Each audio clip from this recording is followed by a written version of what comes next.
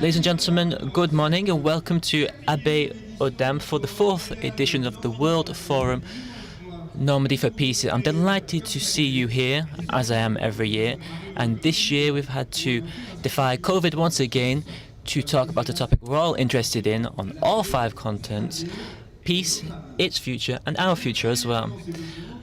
Over the next 2 days, as every year, we're here with a lady who's been here since the very beginning. She founded the only information NGO in the world, Imagine Project, which has been officially recognized by the UN. A round of applause, please, for Frédéric Bedos.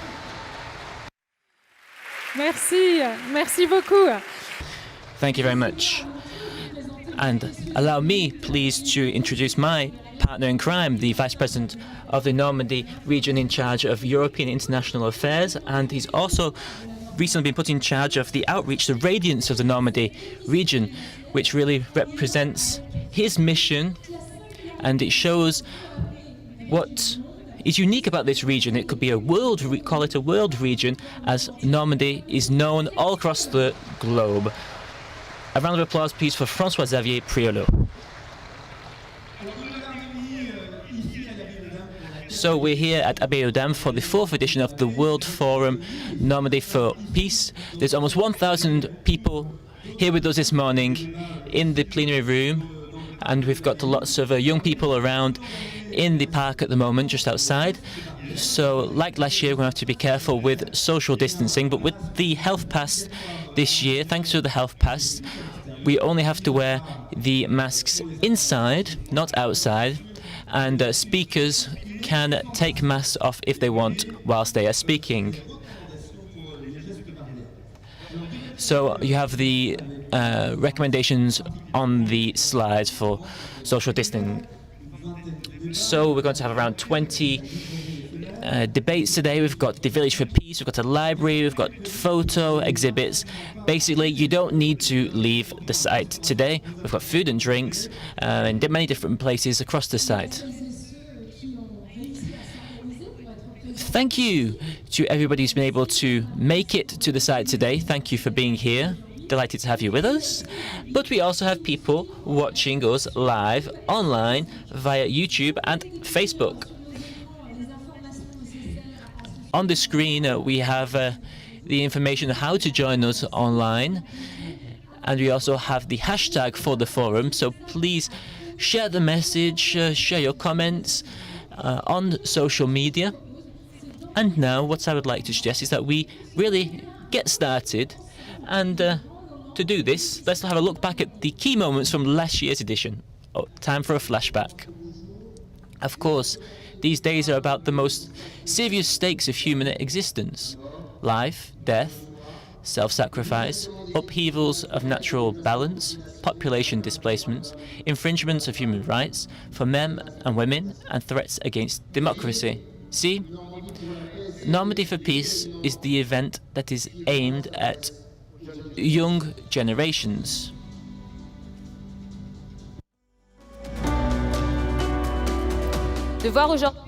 Seeing today's mobilization of youth gives hope for those who fight for a fairer world, an open, inclusive, tolerant world. I'm a grandmother. I have 3 grandsons, and they need you, women. They need you to be strong and to keep fighting, because we are going to get there.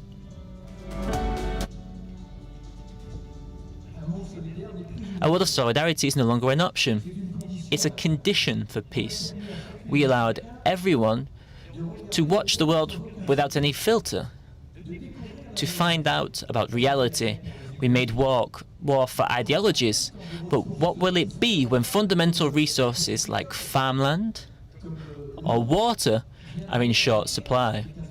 This scenario is not very far away from the present time. Think about people that bring you food on the table every morning. Supermarket food doesn't appear magically. It comes from the earth, and the earth gives us everything. We owe the earth a lot. It must be respected by everybody in the world, and it must be respected by people in order to escape climate change.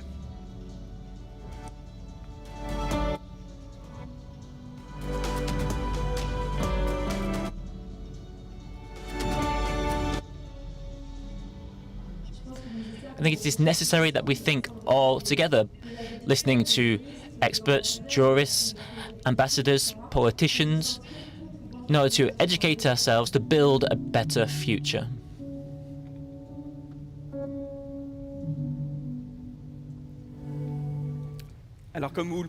So, as you've just seen, this forum is not just about conferences. It's above all about meeting people, exchanging. It's a hub for initiatives. And this afternoon, with Catherine Morin from the Seine-Maritime region, we'll be holding a very important meeting with around 20 ambassadors with UNESCO, from French-speaking countries, who've come here specially to think about the contribution of education and culture to building peace. And this in the build-up to the upcoming French World Summit, French-speaking World Summit, should be held in November in Tunisia. Peace on Beating Drums is the title of our cultural evening, organized in partnership with the French delegation to UNESCO. Mishka Assayas, a journalist and writer, many of you may listen to him every day on France Inter. He'll be taking you on a journey thanks to the presence of French Lebanese artist Zaina Abirached, British musician Piers Faccini, the Minister of Culture for Haiti, Mr. Jean-Emmanuel Jacquet, and somebody who recently took over Lucky Luke, French artist Jules, and Afghan singer Ella Soro, who's had a particularly moving journey. Yes, we have two Afghan singers who've been leading the fight for the rights of Afghan women and girls, and she won a Afghan Star Prize in 2009, and she's working on a common album with the Kefaya Initiative. So she'll be performing, and she's going to be playing some folk music tonight with an oriental twist. So it's a very cosmopolitan evening. We're going to be concerts, drawings, we're going to be hearing lots of stories. So this is going to be the atmosphere for this evening, talking about peace. So be here tonight at 8 o'clock for this very interesting cultural evening. We're going to continue innovating, and this year we're going to be focusing more and more on young people, more than ever. We've got thousands of young people here. People come from all across Normandy, and we're opening new areas for dialogue, ensuring that we listen to them so they can speak loud and clear, so that they can really take ownership of this topic of peace. We've got lots of young people in the room today. They've got up very early this morning, taking on traffic jams. So a round of applause for the young people who are here with us today, please.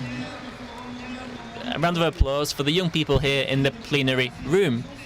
Thank you for them. Thank you for their teachers as well for being involved in this forum. So we're going to have 6 debates for young people today. So we have 6 debates on different topics.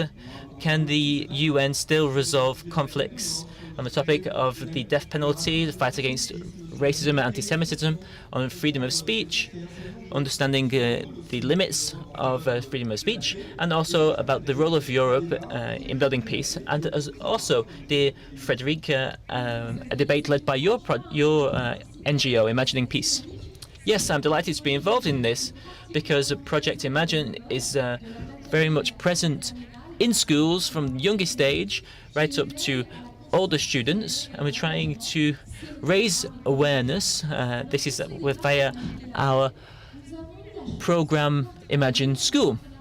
And we've been able to work with 2 associations on this project who deal with participatory and inclusive methods from popular education and informal education.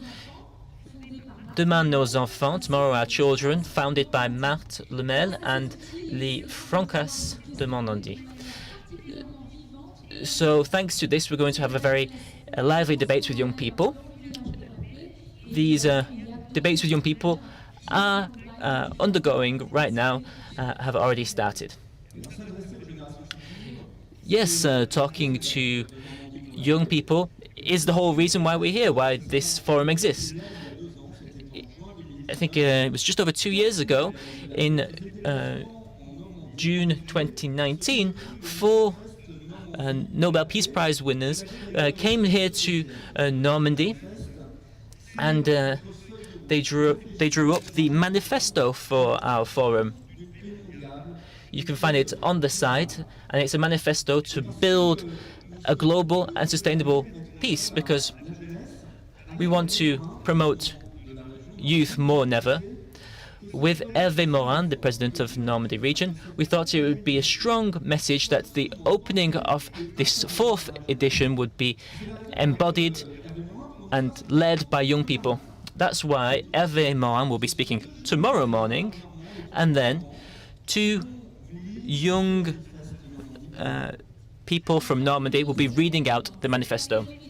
So to solemnly open this forum, I would like to invite up on the stage Adèle Chevret-Misery, who's involved in the Freedom Prize with the Sainte-Marie School in Caen, and Léo Manson, who is mobilized for the ECHO program as part of his civic service with the Institute for Human Rights and Peace. Please encourage them as they come up onto the stage.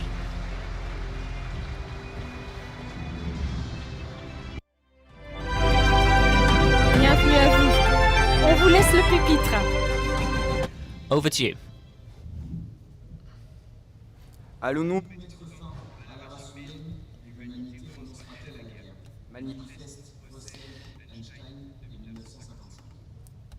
Shall we put an end to the human race, or shall mankind renounce war? Russell Einstein Manifesto 1955. The Russell Einstein Manifesto put forward an existential question.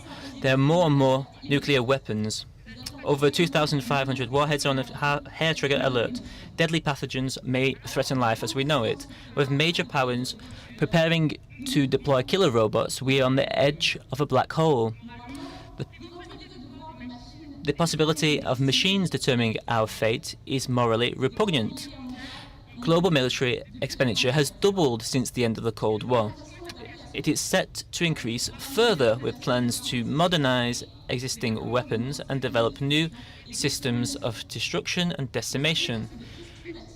The risk of a war by accident, incident, or intent remains a distinct possibility against the backdrop of climate crisis, growing inequality, ultranationalism, and the erosion of ethical values. An international treaty to ban and eventually eliminate nuclear weapons was recently concluded, though it awaits universal acceptance.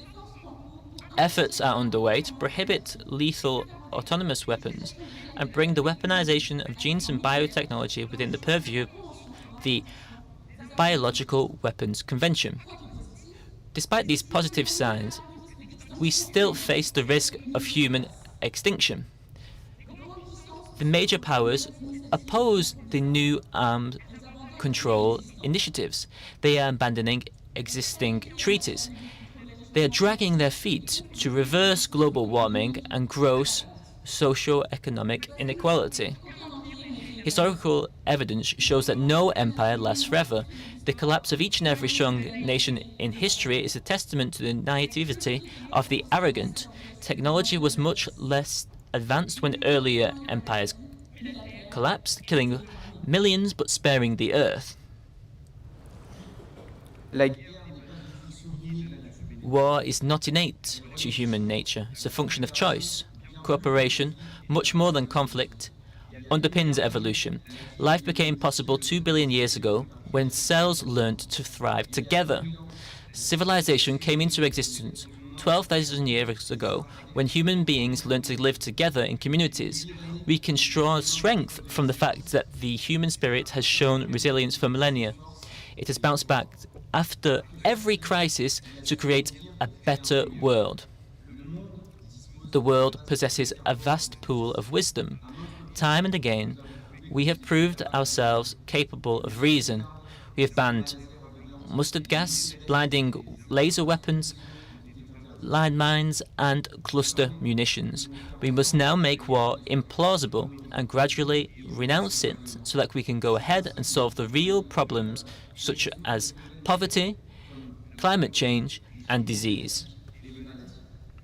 We have come together in Normandy to appeal to all people of the planet that we are one. We all breathe, think, love, hate, fear, and hope. What we have in common is greater than our differences. We recall here what Russell and Einstein told us. Remember your humanity, forget the rest.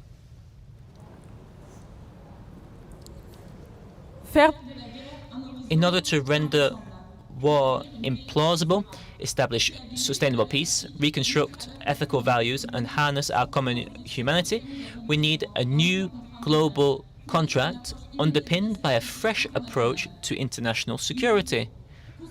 We must build an inclusive international security system rooted in the rule of law, respecting universal human rights. We need to design a reliable collective security architecture that everyone can have confidence in. Unless there is such a security alternative, states will continue to acquire weapons of war. We need to develop a time-bound, integrated action plan for the elimination of all weapons of mass destruction, including nuclear, biological, chemical, and lethal autonomous weapons systems. We believe that the phased elimination of weapons of mass destruction will not compromise security. Quite to the contrary. 22 countries without standing armies have not been attacked from the moment they disavowed the idea of military. The evidence shows that security arrangements that do not depend on weapons are more effective than the ones that depend on potential use of force. We must re-engineer our collective security system guided by evidence of success rather than fear of failure. Peace is not the absence of war. The implausibility of war is. We need to transform the United Nations, particularly the Security Council, into a robust instrument of conflict prevention and conflict resolution. We must harness the power of dialogue in order to preempt the use of force. A sustainable peace thrives only when there is sustainable development. The Sustainable Development Goals, the Kyoto Protocol on greenhouse gas emissions, and the Paris Agreement on combating climate change provide elements of the new global contract. We require a global budget to underpin these agreements, with resources raised from future decrease in military expenditure, the increase of development partnership commitments, and the consideration of new and creative sources of revenue. We must ensure every day, every minute, and in every corner of the world that all human beings are treated with dignity and are equal and empowered participants without distinction of any kind, such as race, gender, color, or faith.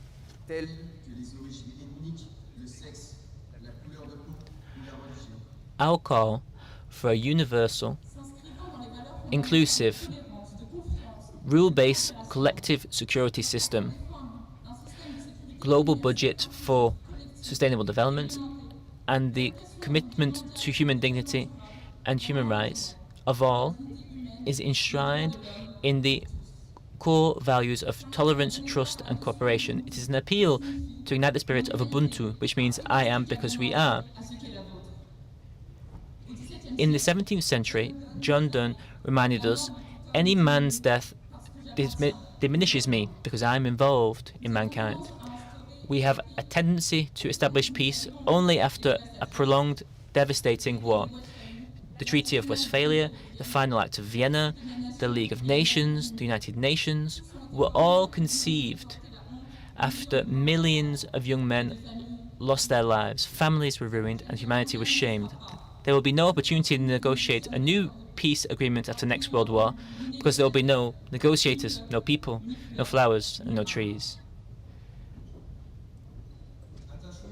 Let us conceive and establish sustainable peace before someone initiates the next war.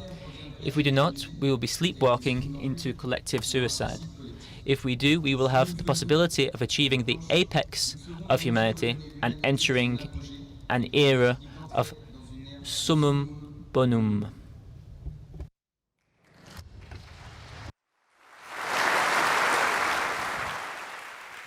Merci.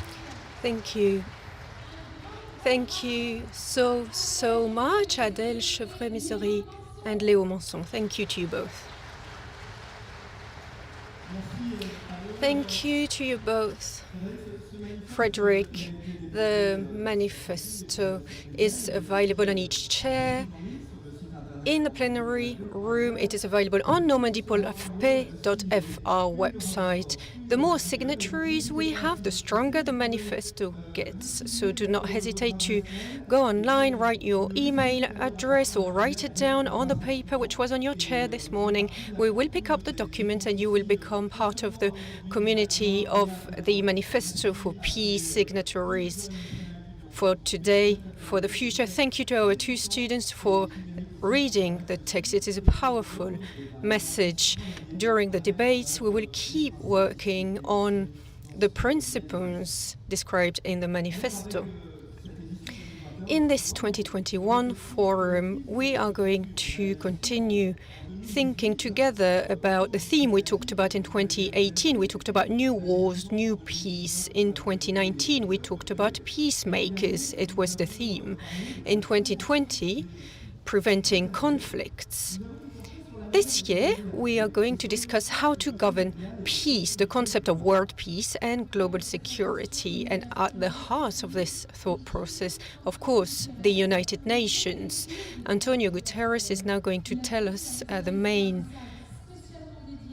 keys to understand the current challenges. He is giving us a message. Let's listen to the Secretary General of the United Nations now. I am happy to participate once again to the Normandy World Peace Forum. Our world is facing great unrest. The COVID-19 pandemic is still ongoing. At the same time, we are getting dangerously close to a climate crisis. These crises cross borders and affect the most vulnerable populations disproportionately. They sweep out years of progress towards peace and sustainability. They erode trust of the population in institutions. They constitute a fertile ground for present and future conflicts. The moment has come to change course, to rethink global politics. The report I presented on September 10th describes this idea after a year of research to advance our common program. No country, however influential, can face today's challenges on its own.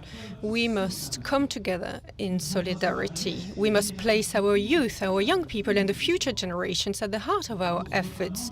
Particularly, I proposed a coordination at the highest level to create a summit towards the future, bringing together international regional organizations, private sector, civil societies, nation states, in order to build a more inclusive, more interconnected, and more efficient multilateralism.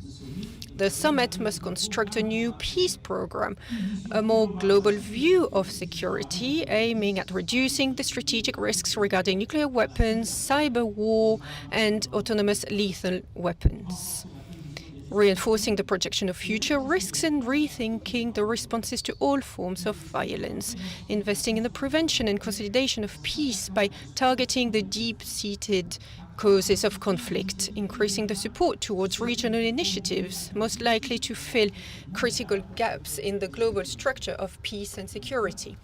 And lastly, to place women and young girls at the forefront of security efforts. I am relying on your commitment and contribution to build together a peaceful and safe future for everyone. Thank you.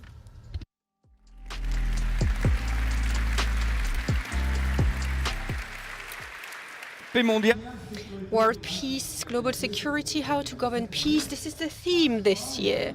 It is a decision, a choice by the scientific management in our forum with Bertrand Betty, Nicole Guinness-Auto, and the support of Frédéric Bedos. Let's welcome Bertrand Betty and Nicole Guinness-Auto. They will introduce the theme this year. This week, the General Assembly in New York ended. And among the speeches we listened to, we heard one, the only one, which was not written, from Mia Amand-Modley, Prime Minister of Barbados, talking about the indifference, the lack of willingness to tackle today's issues and better wealth distribution. Let's listen to her. And we have the means to invest in protecting the most vulnerable on our planet from a change in climate, but we choose not to. It is not because we do not have enough. It is because we do not have the will to distribute that which we have.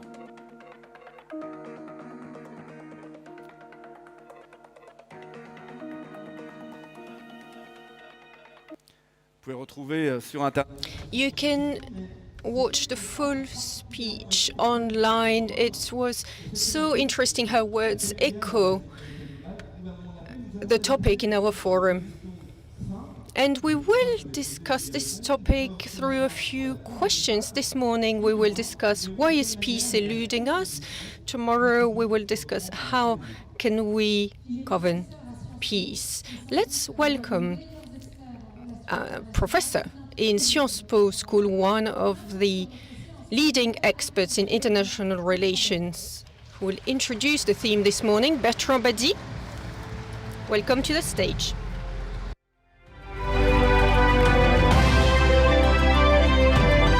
Cher Bertrand, le pupitre est à vous.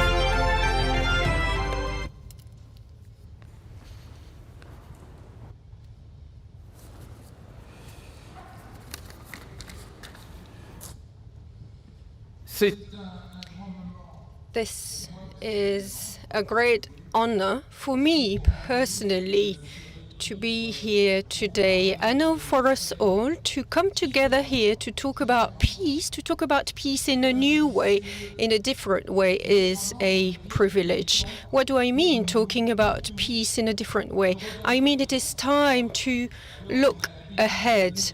When we are usually talking about peace, talking about war, by looking in the past, we have to look forward, to look ahead, to look at the complex world we live in, where there used to be blocs in opposition and armies fighting, the Iron Curtain. Now we have to look ahead at the world, suffering in the world, social suffering. We often hesitate. We don't talk about social suffering. We think it is the work of charities and associations, but it is our work to us all, because social suffering today is overwhelming, is at the forefront, in front of strategies. Fighting for peace first is fighting against social suffering. It is this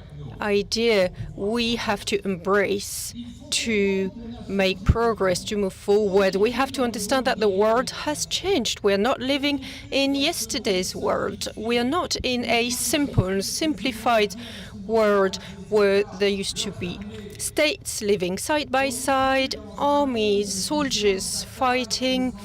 We are not on a battlefront.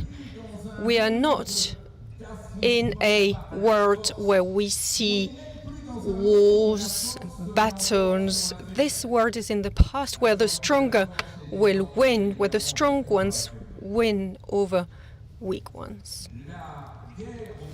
War in the past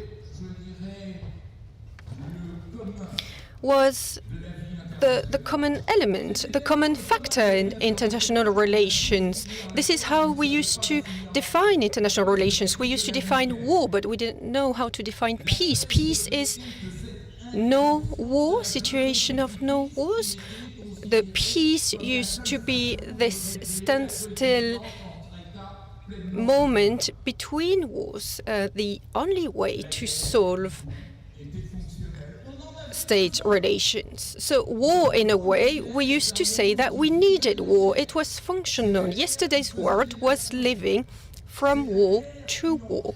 Wars used to help build nations. War, in other words, would create an enemy, would give a raison d'être to the enemy. But this time is over. We have now, in today's world, reached a time where peace can replace the concept of war.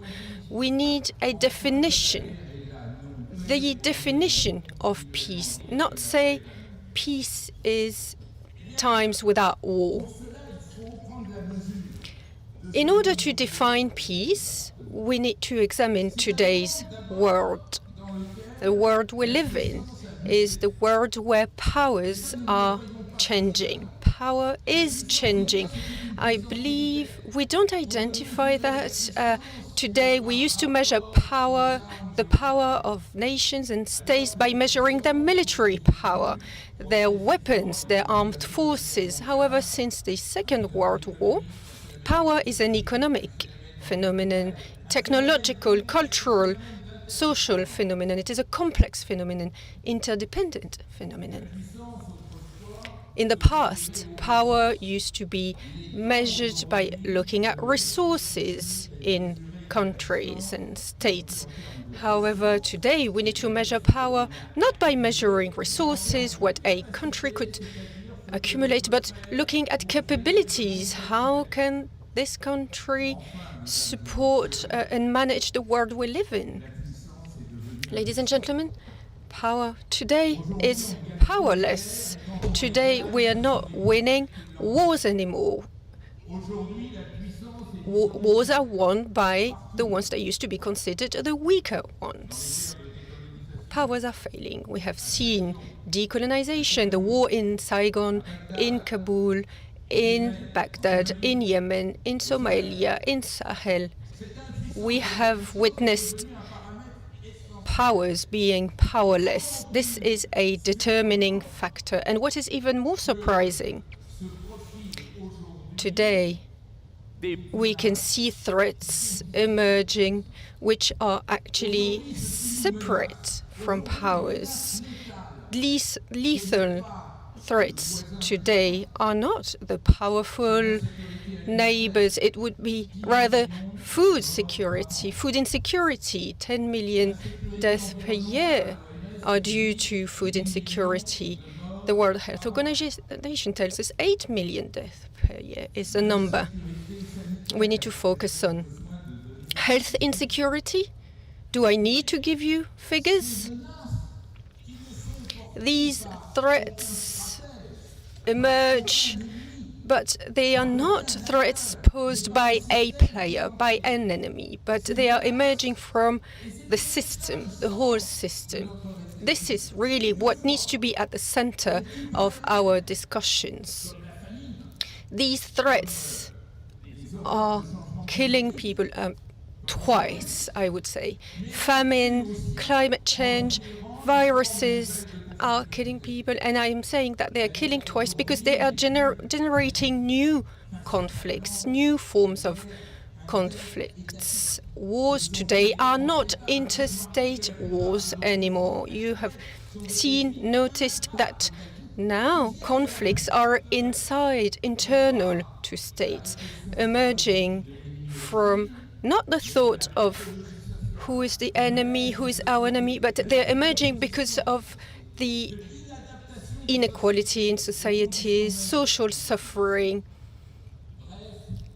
the lack of adequacy in societies in today's globalized world. These new international conflicts are appearing because of human insecurity. Human insecurity is the cause. We are entering a world now when security is not national, as we used to say, as Thomas Hobbes used to say, but security is global. Security cannot be divided, cannot be attributed to one player. It belongs to us all to foster global security, to all players across the world. We need to defend security. This is what we will discuss this morning. Today we are not evolving in one world, we're evolving in two worlds. A real world, as I just described, and the imaginary world, the world of yesterday, the world of the past, which is still alive in our leaders' minds. Our leaders are working with past security, view on security, the strategies of the past. They are leaving aside today's challenges, today's risks, today's threats I just identified. They are leaving aside the main issues of suffering societies, division, the tragedies playing out in today's world. I am talking about military intervention, power politics, the obsession to keep a status and use diplomacy to preserve a position, when today, actually, today's world has no hierarchy as it used to have in the past. Peace can only be built on equality, supporting equality, states working together. So what is more important, really, fostering global security or trying to achieve hegemony, being the most powerful state, nation in the world? This is the main challenge today. Each country, each state, nation state in the world needs to adhere to the United Nations Programme for Development, use the human security concept from the United Nations to preserve it, to uphold it, to always keep it in mind in their decisions. Human security, global security, have you heard it? Have you heard it used in today's French society? When we talk about security, it is only to talk about police force and their work. What is this world we are living in? Now, I believe we need to process war differently, to process war socially. I believe beating war by improving the social fabric of our societies, to reduce, to tackle human insecurity. Ladies and gentlemen, we know global threats instill fear in each of us. Are foreign policies going to change, going to evolve? That is my first question today. I do hope we will find some answers throughout the discussions in the forum. Thank you so much.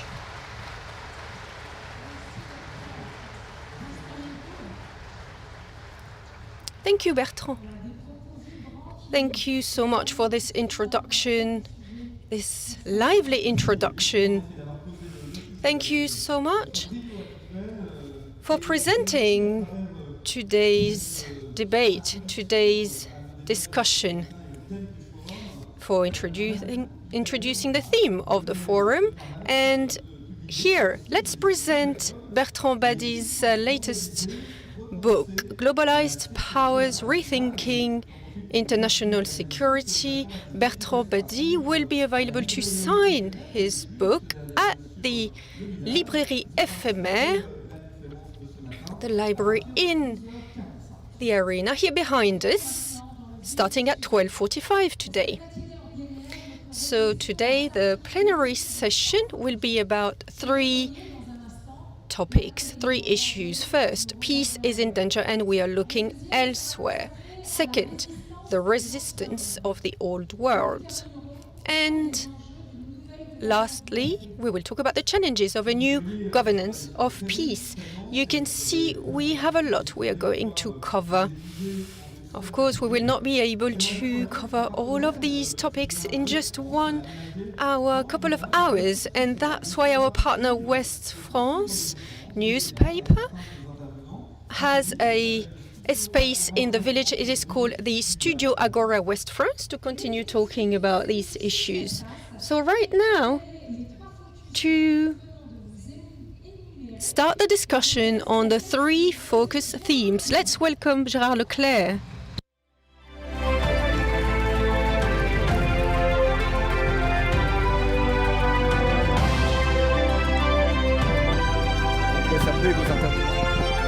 La salle est à vous.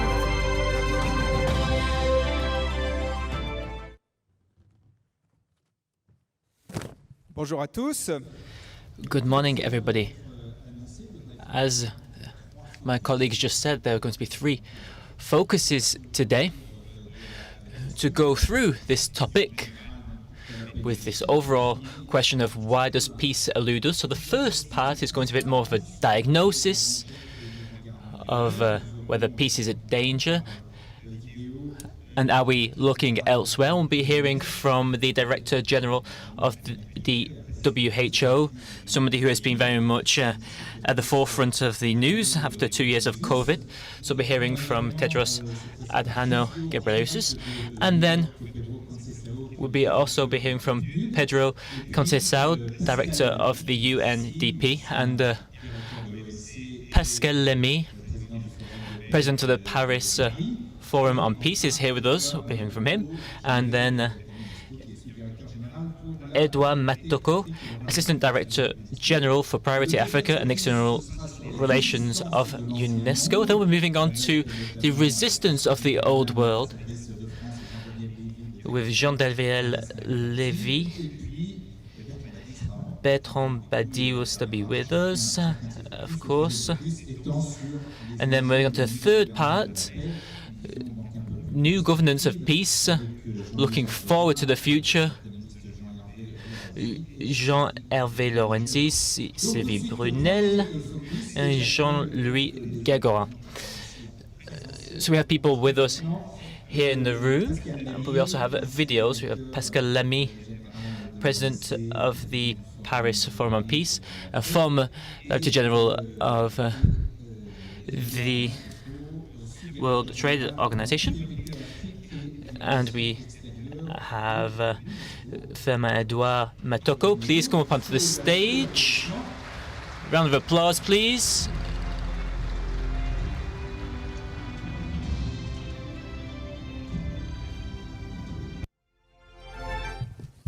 Alors, la paix est en danger. So peace is in danger and we are looking elsewhere. They've changed the quote from Jacques Chirac here a little bit when he was talking about the climate emergency. As Bertrand Badi was saying, we're in a chaotic world today. So what are these dangers? Unfortunately, we still have armed conflicts of the traditional sort.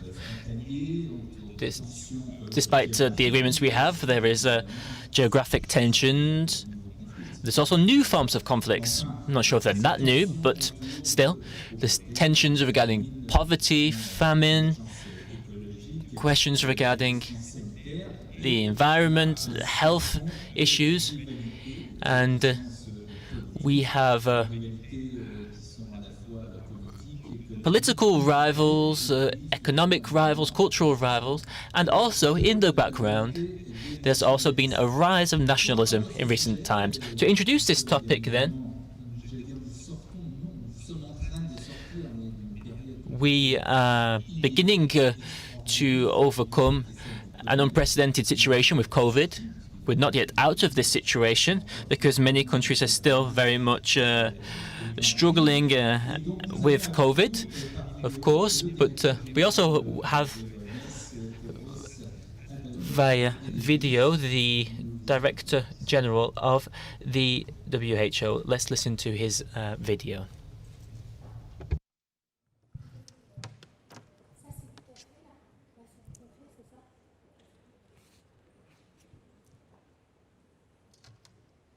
Excellencies, dear colleagues and friends, more than 4.7 million people have now lost their lives to COVID-19.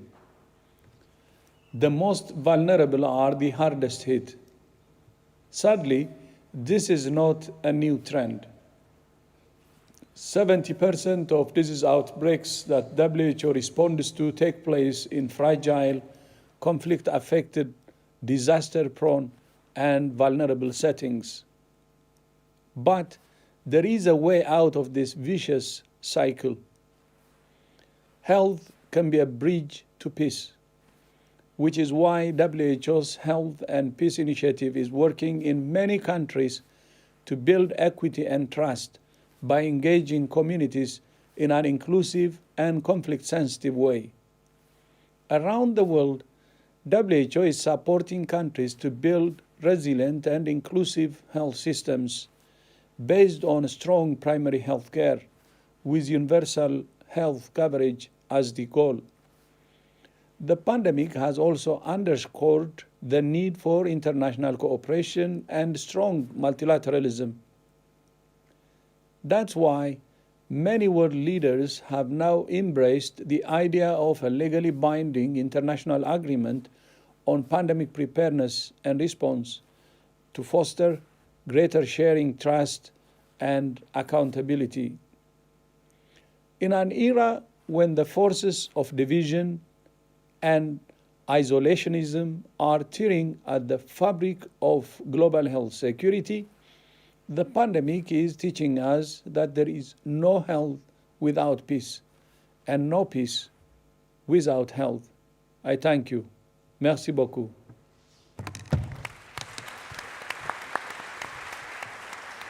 Voilà, Monsieur Adhanom Ghebreyesus. That was the video from Tedros Adhanom, the Director General of the WHO, insisting that there's no possible peace whilst we are not ready for this types of diseases. So we can see on the screen that we have Pedro Conceição with us in New York. It must be really early, so thank you for being here in New York. Thank you for being with us. I think you wanted to talk about the idea of a positive peace, an inclusive peace to avoid wars. Over to you. Thank you very much. I'm delighted to be here joining all of you, and my apologies for not being able to do it in person. Yes, that's where I want to land, but before I get there, I want to share two other reflections informed by the question of this session, which is why is peace eluding us? And you'll see that the three reflections in total that I will share will echo many of the things that we heard from Bertrand and also the manifesto with which we opened the forum this morning. So my first reflection is that I think it is important to widen the scope of what we consider threats to peace, and therefore the range of issues that need to be considered when we think about the prevention of violent conflict. I think a clear illustration is the inclusion of climate change in the range of issues that are considered by entities at the national and international level, including the United Nations Security Council, that are meant to look after security concerns. Now, the interaction between climate change and violent conflict or threats to peace more generally is complex and multifaceted and takes on different characteristics in different places. I think it's important to avoid a notion that climate change will lead everywhere and at every time an increase in the threats to peace. So I think it's important to be able to specify and understand the concrete mechanisms that lead from climate impacts to threats to peace. And they typically run through what in the end should drive our concerns, which is the way in which people live. And so climate change is a threat to peace because it disrupts the social and economic processes that sustain livelihoods. Climate change is exacerbating weather shocks, particularly droughts and floods. that when superimposed in context where there are already underlying inequalities or differences across groups, have the potential to heighten tensions.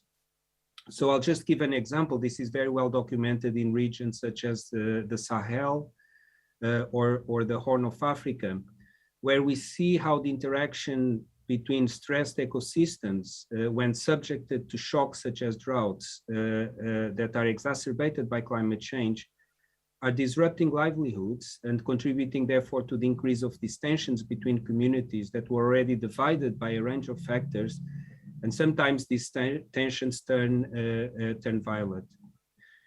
But I think it's important to widen the vista even more, because climate change may be just one of a set of patterns of change at planetary scale that reflect an unprecedented moment in our history and the history of our planet. This is a moment when human pressures are driving changes at the planetary scale that are dangerous for us humans, but also for all life on the planet. This moment has been described as a new geological epoch. It's a concept that is still somewhat under debate, but it has been described as the Anthropocene.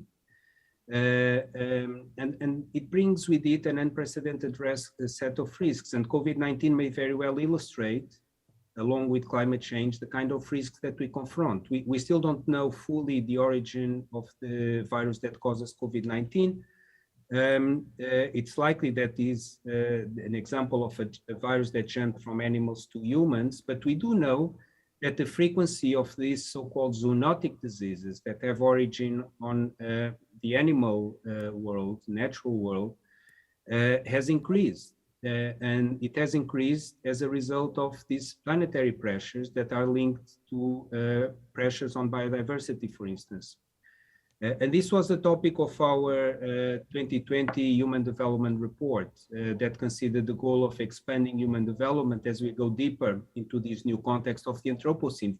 For the first time in human history, in our 300,000 history or so, threats to our existence, to our survival as a species today emanate more from choices we make than from natural hazards. Throughout human history, the majority of the threats were linked to natural hazards. A meteor that could hit our planet, a massive volcanic eruption. Today, the threats are linked to decisions and choices we make. So this is a fundamental change in the kind of risks and threats that imply that we widen the view when we think of threats to peace. The second reflection is that the consideration of this broader perspective on risks implies not only that a narrow focus on any single aspect would caught us blindsided and surprised, but I think it will also lead us to miss opportunities to chart what a recent UN World Bank report called Pathways for Peace. That report very much advocated for an integrated approach to efforts to prevent conflict, which is sometimes more difficult when we have this compartmentalized approach to looking at different challenges in a separate way. So I think that as we confront this new generation of risks to peace, they should not inspire paralyzing terror, because it may seem overwhelming that we have to confront so many things. But rather, in my view, they could be seen as creating actually new room for action, while at the same time being important not to put the burden on efforts to sustain peace, to solve all the world's problems. For many challenges, security policy and conflict prevention cannot be the primary means of addressing them all. I think it's important, therefore, to recognize the interlinkages between these different potential threats in this new reality of the Anthropocene, and to identify integrated approach that seek opportunities to reduce threats to peace. So let me conclude with the point that you started with, which leads me to my final reflection by invoking two important concepts that I think would be helpful in guiding us in understanding how to avoid peace eluding us in the future. The first, Bertrand has already mentioned, is the concept of human security. This is an approach to security that was introduced again by a Human Development Report in '94, and it centers the notion of security on people and considers not only the importance of freedom from want, but also freedom from indignity and fear. And human security therefore takes us beyond a territorial security, an approach to security where it's important to preserve the integrity of the territory, and invites us to take an integrated approach that treats the vital core of human lives as the center of attention. I think in a sense, it takes us back to the vision underpinning the United Nations Charter, where peace, development, and human rights are framed as integrated and self-reinforcing pillars. And I'll conclude with the invocation of this other concept of positive peace. And I think this is an important concept, and I think here I'm echoing a lot of what Bertrand said at the beginning. In contrast to negative peace is defined as the absence of direct violence. Positive peace, in contrast, is associated with attitudes, institutions, structures that create and sustain peaceful societies. So it's not so much or only about avoiding violence, but to advance positively defined outcomes, and therefore can be directly linked to aspirations to mobilize people to pursue goals to advance those pathways for peace that I alluded to earlier.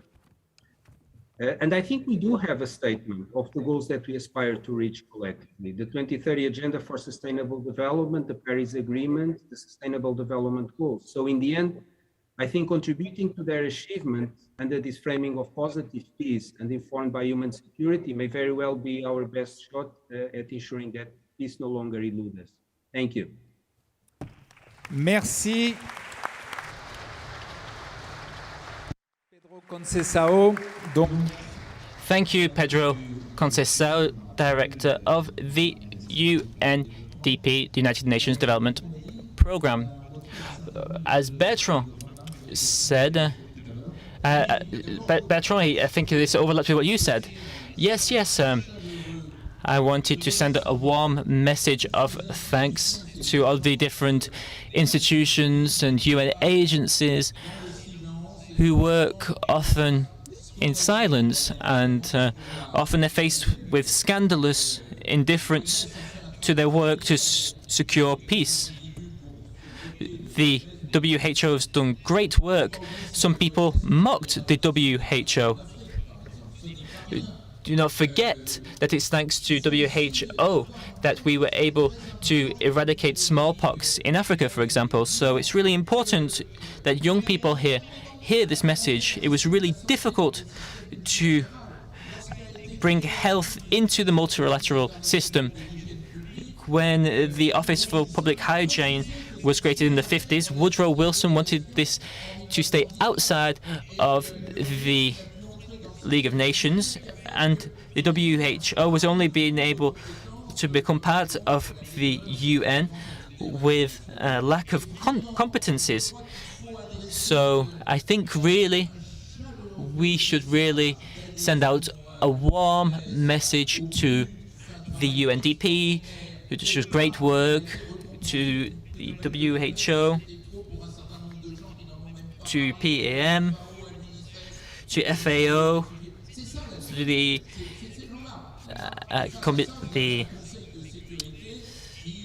Office for Refugees. This is a key topic. Some stakeholders refuse to take into account these new challenges, and as Mr. Conceição said something very important. He said that behind human security, this idea of defeating fear, freeing people from fear, that's the slogan of the UNDP. And these four fears should be transformed into 4 peace programs. Death, firstly, ensuring that people don't die due to hunger, viruses, etc. And then to overcome conflicts, current conflicts, which are are using the fuel of human insecurity, and then we should look at the systemic aspect of insecurity. These fears and these insecurities fuel one another. It's a vicious circle. Human hunger creates conditions for insecurity. It's all interlinked. It's a vicious circle. And we need to fight this. We're not just fighting one enemy, we're now fighting a failing system. Do you see what I mean? And then the fourth level of fears, these groups that we call terrorist groups that are really leading the charge with this new insecurity. They are nourishing themselves from this insecurity. So this is peace. We need to fight these four fears. Thank you. Pascal Lamy, former Director General of the World Trade Organization, Director of the Paris Peace Forum.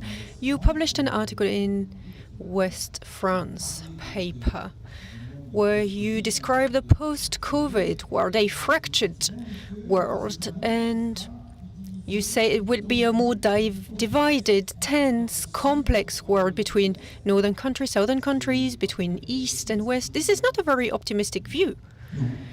Indeed, it is not. Maybe that is my character. I am an optimist. And I see a lot of young people in the room. I believe you are optimists, but we also have to be realists. And Bertrand said we should not look to the past, we should look towards the future. So I have a few minutes here where I would like to focus on the present time.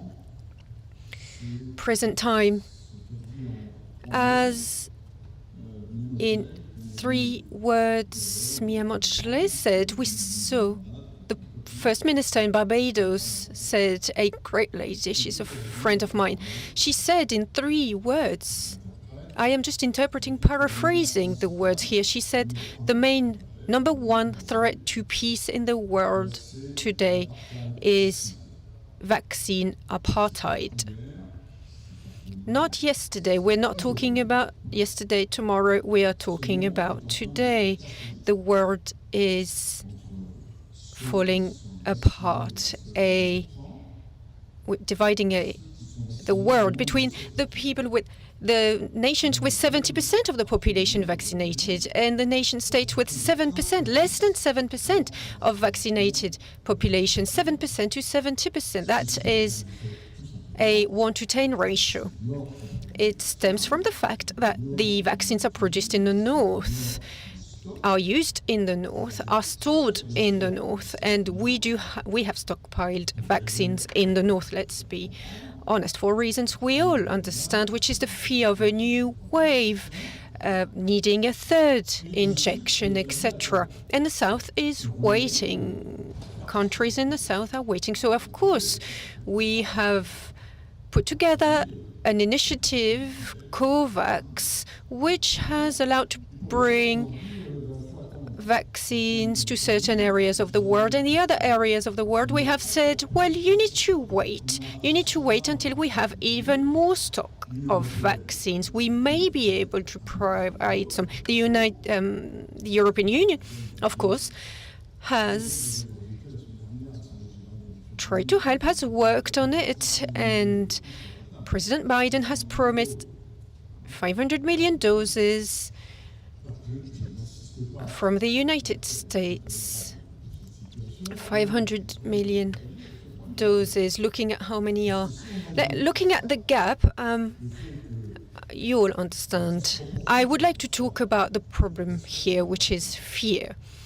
Because if we look at the disproportionate situation, if we look at the vaccine allocation, the vaccine attribution to countries, which is a clear inequality, because of also the financial means, financial resources that have been earmarked, that have been mobilized in the north, in the south. This is also a ratio of 1 to 200, not a ratio of 1 to 10. The billions of euros, billions of dollars that were found suddenly in the north to support some states, and the southern countries that have to be driven further into debt, paying premiums between 5 to 15% on financial markets. So, of course, we all know about the north-south inequality, this fracture in development, these differences in development were slowly being resolved with difficulty, of course. But now we all see that COVID has again driven a wedge, has increased the gap. And we all know for the first time in 50 years, the growth in rich countries is stronger than in South countries. So I'm talking about economics here, describing economics, and if we have heard call for solidarity, international support, and cooperation, but we see a clear dichotomy. We all remember we used to say Corrèze rather than Sambèze. This, I am quoting Raymond Cartier here. Just a reference, we have here highlighted the issue. Bertrand Badi has presented for us that, of course, international cooperation is necessary to tackle common conflicts. But if we look at our national policies, we have not found really common themes,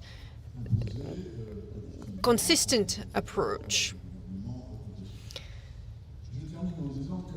except maybe the United Nations working towards sustainable goals, binding on every nation state, agreements from the governments. So I am talking about this threat, the vaccine apartheid, because it is so serious, in my view, because of the consequences for international cooperation. And of course, I am talking with our friends in nation states in Africa. I am sure we will see them in Glasgow. We will come together. We will talk about the solidarity to tackle climate change. Let's just put ourselves in their shoes for a minute. When we talk to them about solidarity, it won't work. Our friends in Africa will tell us, yes, we understand climate change is a significant issue, but what about vaccines? Today, let's think about today, not tomorrow. Of course, next year, the Summit on Biodiversity in China. Again, we will have similar conversation. Solidarity, distribution, there will be consequences on international cooperation, as I said, the necessity of converging on common themes. We have so many common issues we need to solve. We are talking about it here in Caen and also at the Paris Peace Forum.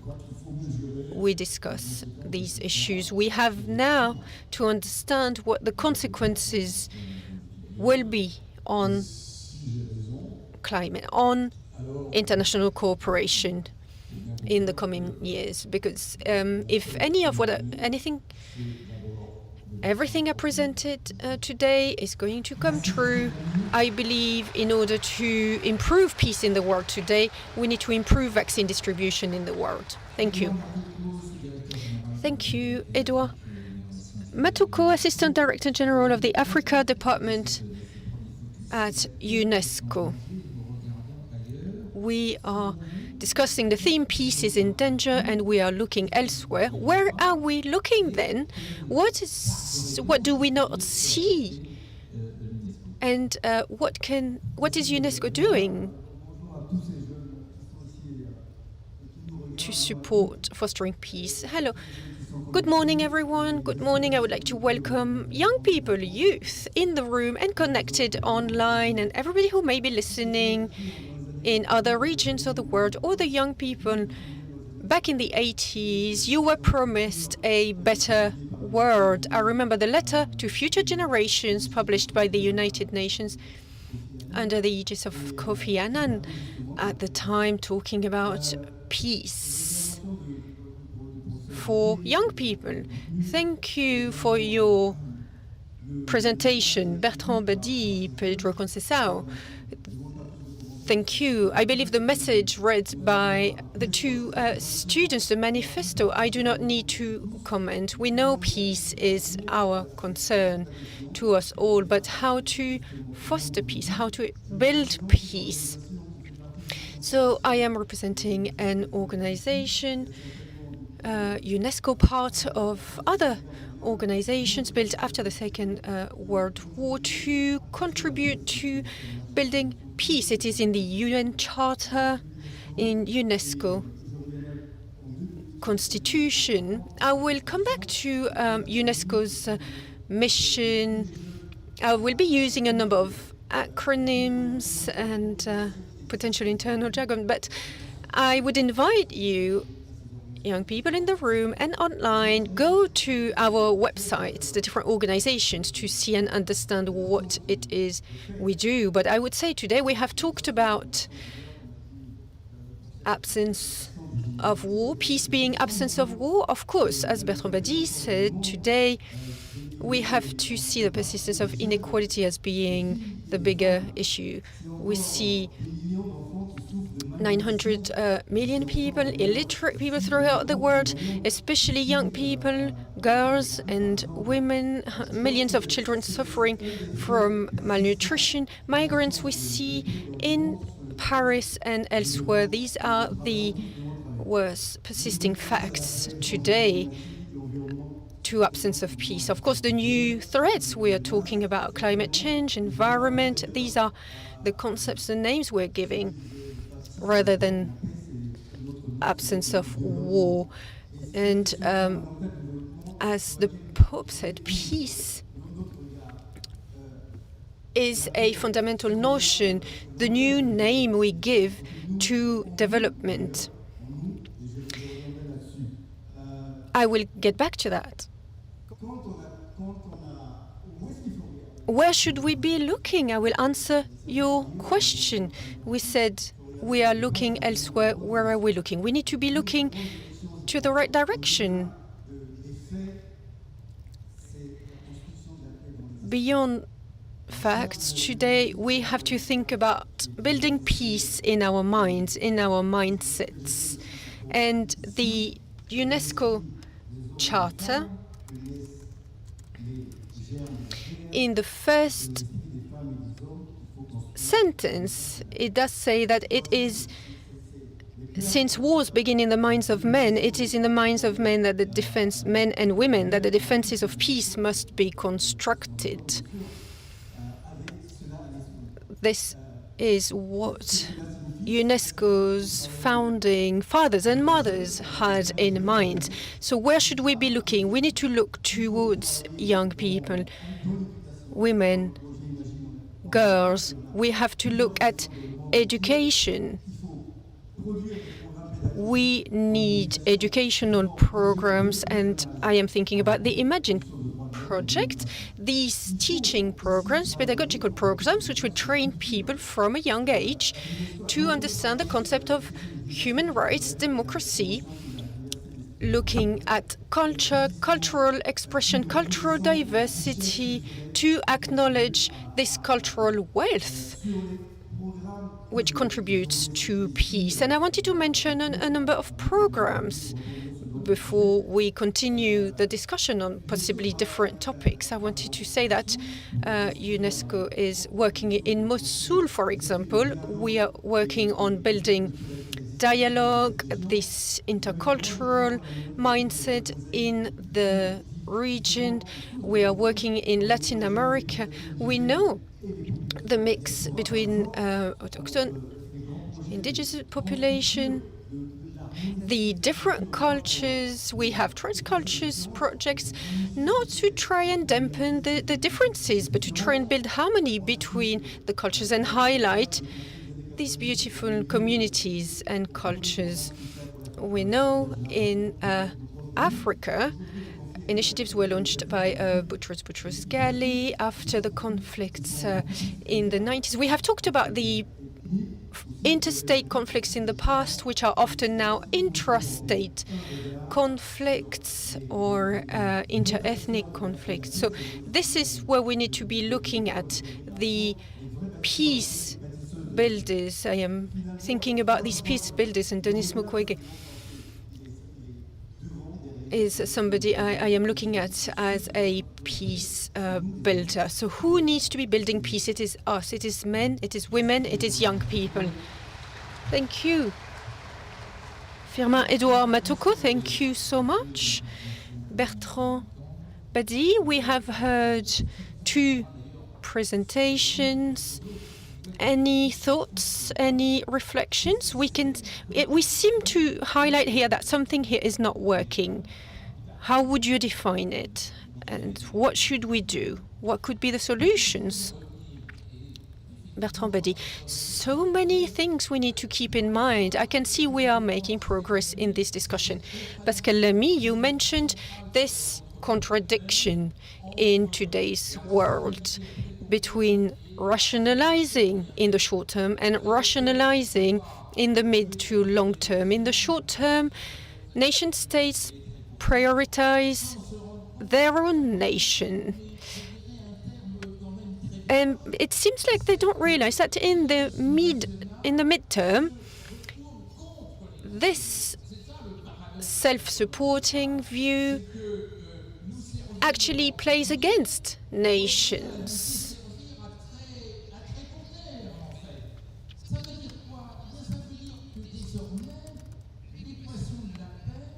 So what does it mean? It means peace today, this peace equation, needs to be built based on national interest related and linked to global interest.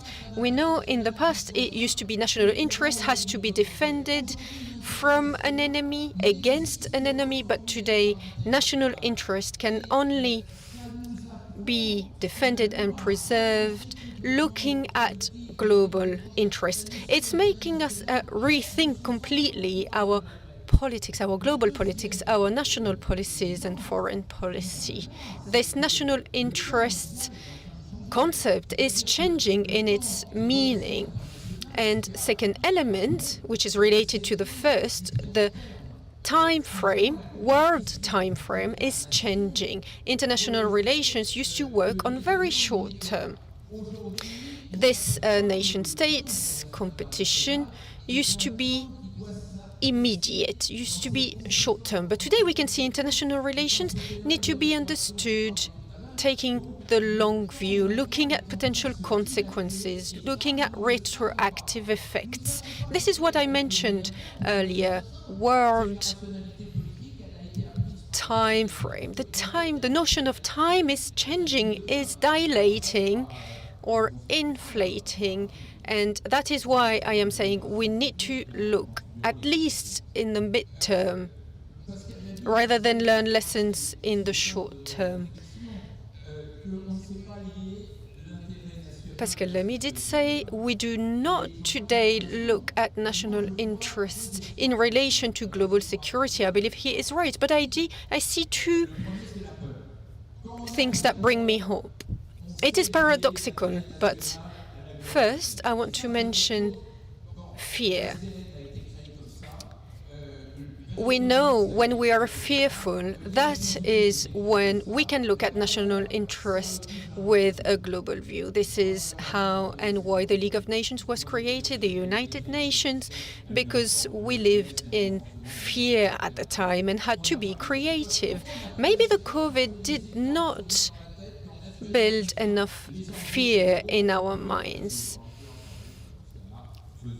Why? Well, because we then nationalize global challenges. Each state made their own decisions, closed their borders. Although traveling from Paris to Brussels in a global pandemic was actually less dangerous than traveling from Paris to Nice, but borders were closed. This decision was made. But I would also like to congratulate UNESCO. The UNESCO, you were right to say there will be no peace without education. That may be a hidden aspect in our discussion today. And this is also where I would like to highlight the presence of our students, high school students. We have to rebuild history programs, I believe, with greater awareness of the world events. Because how do we better learn about ourselves? Well, by looking at ourselves in society. We do not want to plunge the world in ignorance, so that would lead to more violence. So, of course, peace starts first with education, and this is a systemic phenomenon. When we're educated, we're better able to take care of ourselves, to feed ourselves better, to better tackle climate change and take it into account. Pascal Lamy, maybe you can come back over this issue of a natural interest before collective security? Yes, I think it's true. If you stick to the traditional concept, the one that diplomats use today, that peace is just something that sovereign states are to focus on. And that our world since 1948 is based on a principle where the monopoly of international relations, monopoly of the creation of conventions, treaties, is in the hands of 200 sovereign states or so. And they are supposed to be equal from a equal point of view. But my firm belief is that, and I've spent 30 years looking at these issues, is that if we leave the monopoly on international relations in the hands of these sovereign states, we will never be able to succeed. Because very often they have very good reasons to agree. In addition, because having this as a part of their political life on national level, it never works.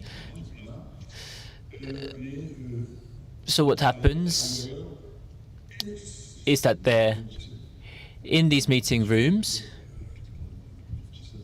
and with the Paris Peace Forum, we started it in 2018, and this we're having our 4th edition now. You're doing the same thing. So our aim is to open up the scope of international cooperation to non-state actors, NGOs, companies, regions, cities. A lot of mayors have a lot of power as well, and have a lot more power, in fact, than different members of the General Assembly of the UN.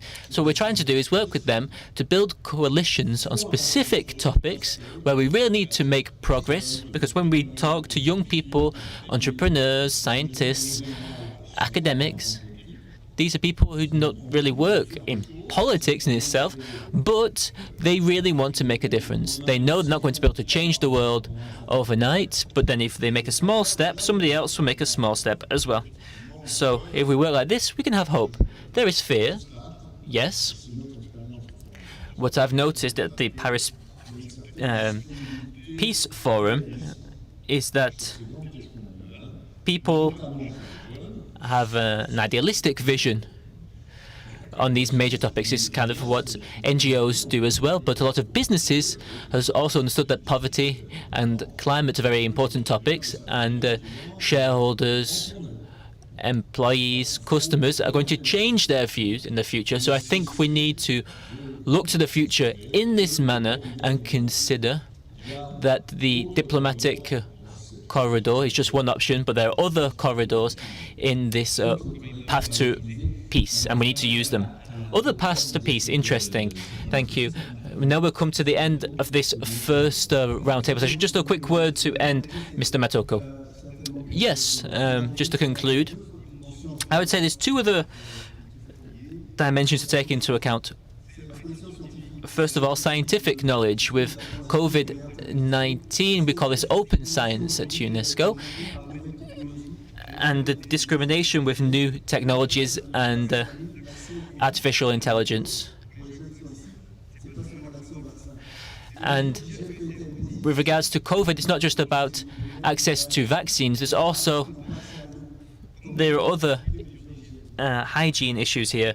What about the hygiene issues today? What about women that don't have access to water? How could they apply these social distancing measures? Thank you very much, Edouard Matoko, Pascal Lamy, and Bertrand Badi. You're going to be staying up here with us on stage. And we're moving on to the second roundtable on the resistance of the old world. We invite our speakers up to the stage. Thank you very much as well to the director of the UNDP, who was with us direct live from New York. Thank you to the Director General of the WHO as well. So you talked about how there's some trends which are not really visible to the naked eye, but they're there in the background, but that could have an impact on future conflicts. Very interesting. And now to detect these soft signals, these weak signs, with Normandy for Peace, we've been working the last 3 years with the European Parliament on the Normandy Index, and this is the third edition this year in 2021, and it's changed this year with a better vision and interactive vision, where we can look at each country at the risks of changes and evolution. So it's very interesting to compare these indexes and how they change over time. Not to think, oh, there's going to be a war here in the future, but to see that there's maybe some trends, something going on in the background, so we can try and better prevent against these trends. So if you want to learn more about this, come to the Agora studio this afternoon to have a look at it. So this change is from an old world towards the new worlds. Without creating tensions and resistance, it will not be possible. So the resistance of the old world is the topic of our second session. Could Sylvie Berman, Ambassador of France, come up to the stage? She has been in Beijing, Moscow, London, been in many different global capitals with her in her role.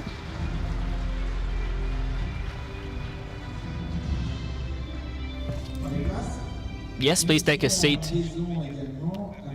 And we also have Jean-Daniel Lévy with us. So we're talking about the topic of the resistance of the old world. There's always the fracture, the division between East and West.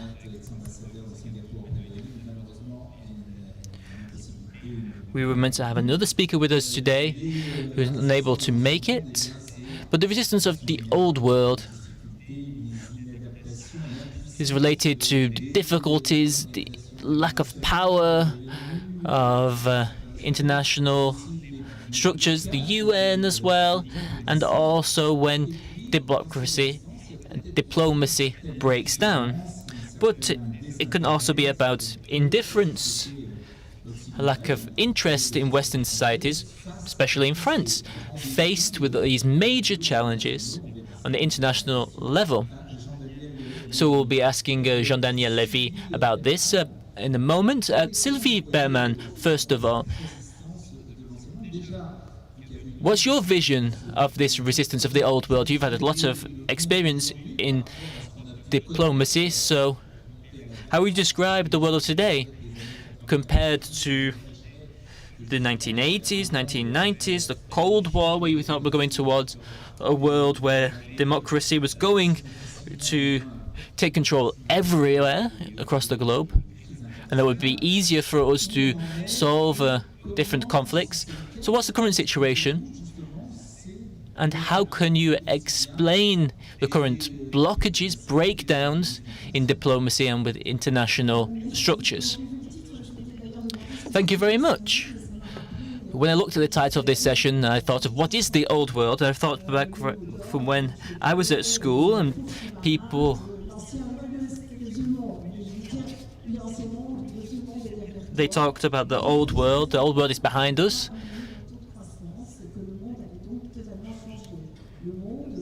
We talked about how the world was really going to change.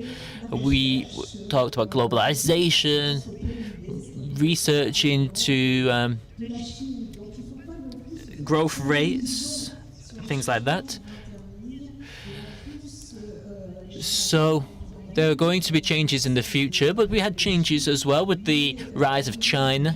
And Antonio Guterres said at the beginning of the UN General Assembly that this new world, if there is a new world, it could be more dangerous and more unpredictable than the old world.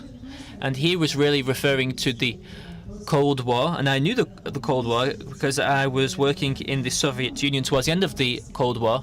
And the paradox is that the relations between Western countries and communist countries were actually better then than they are now. And when there's a difference between democracy and autocracies. There's also a new phenomenon of Cold War between the United States and China, and the United States is now looking for new alliances. And Bertrand told me that he considers this notion of Cold War is no longer valid because it's different to the Cold War we had with the Soviet Union.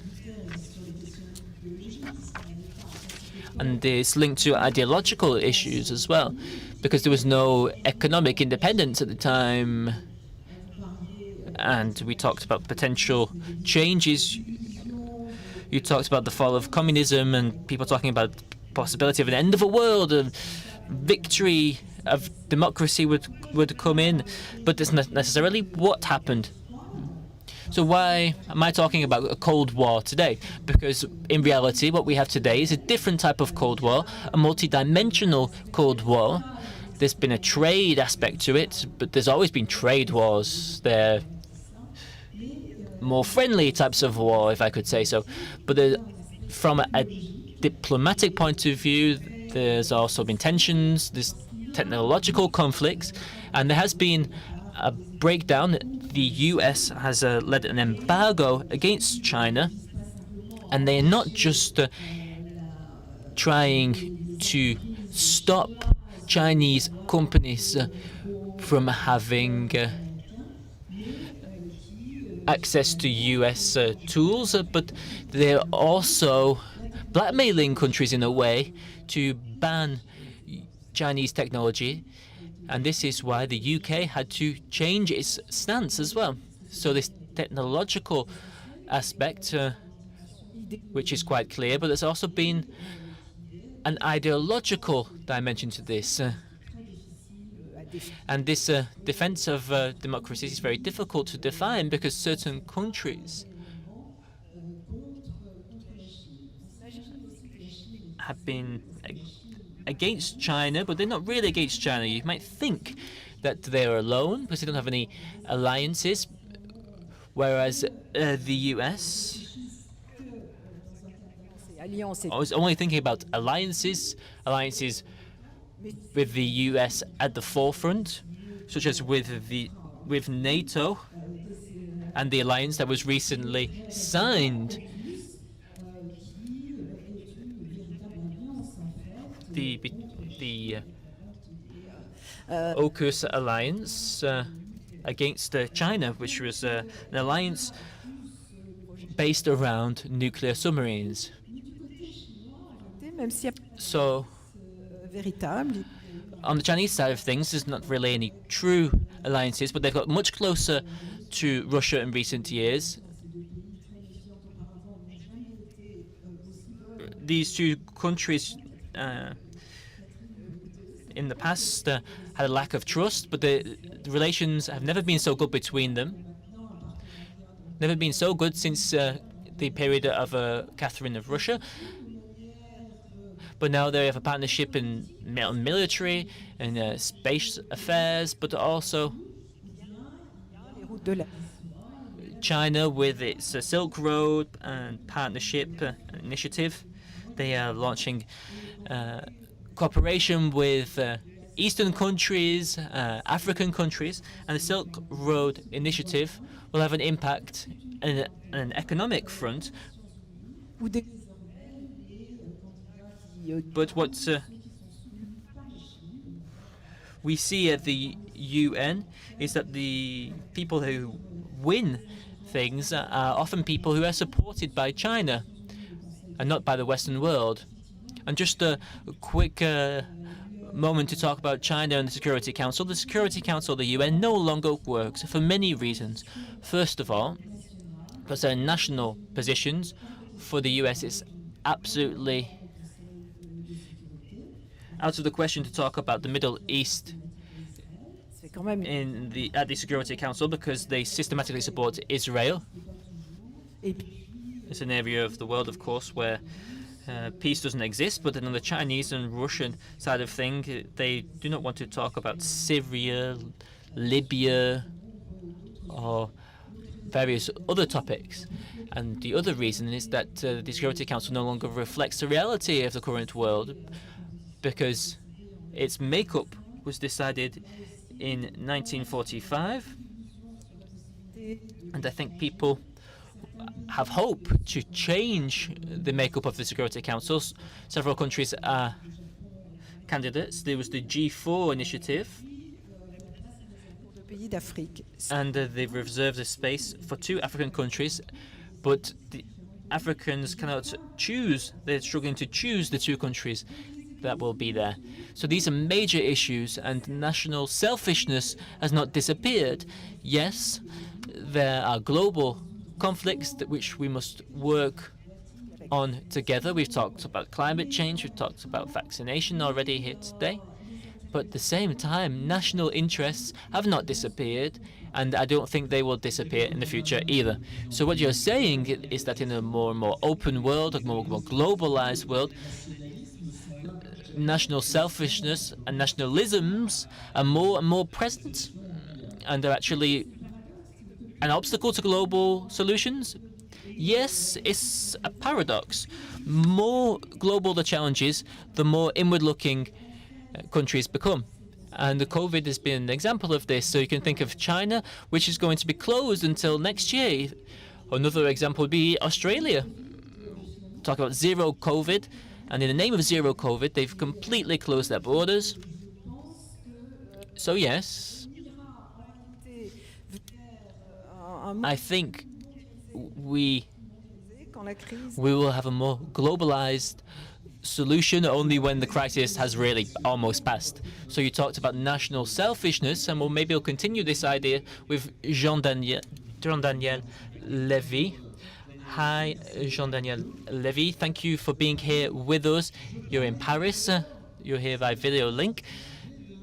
I was saying just now that there has been a bit of indifference, a lack of interest on behalf of French people. We'll focus maybe on French people for a while. We're here in France, so maybe we can allow ourselves to do that. But French people are not so interested in this different matters sometimes, in these different tensions. Would you agree with that? What's your analysis? We talked about the COVID crisis just now, where initial reflex was to close down borders, including borders with other European states. So how would you analyze the French mindset, bearing in mind these more and more global issues? You are not wrong in this first presentation. So we survey at Harris Interactive, we survey French citizens, ask them about their concerns, how they may react and respond to news. And Bertrand said he mentioned fear, and I would like to say that today we do not go through fear or live fear in the same way we used to feel it in the past, in previous generations. Today in France, we hear a variety of opinions where peace in France is not peace as opposed to war as we used to read in history books. And in fact, the French generations of today have not seen war, do not actually even feel the same fear when it comes to war, because they have not lived war in France on national soil or even in neighboring countries.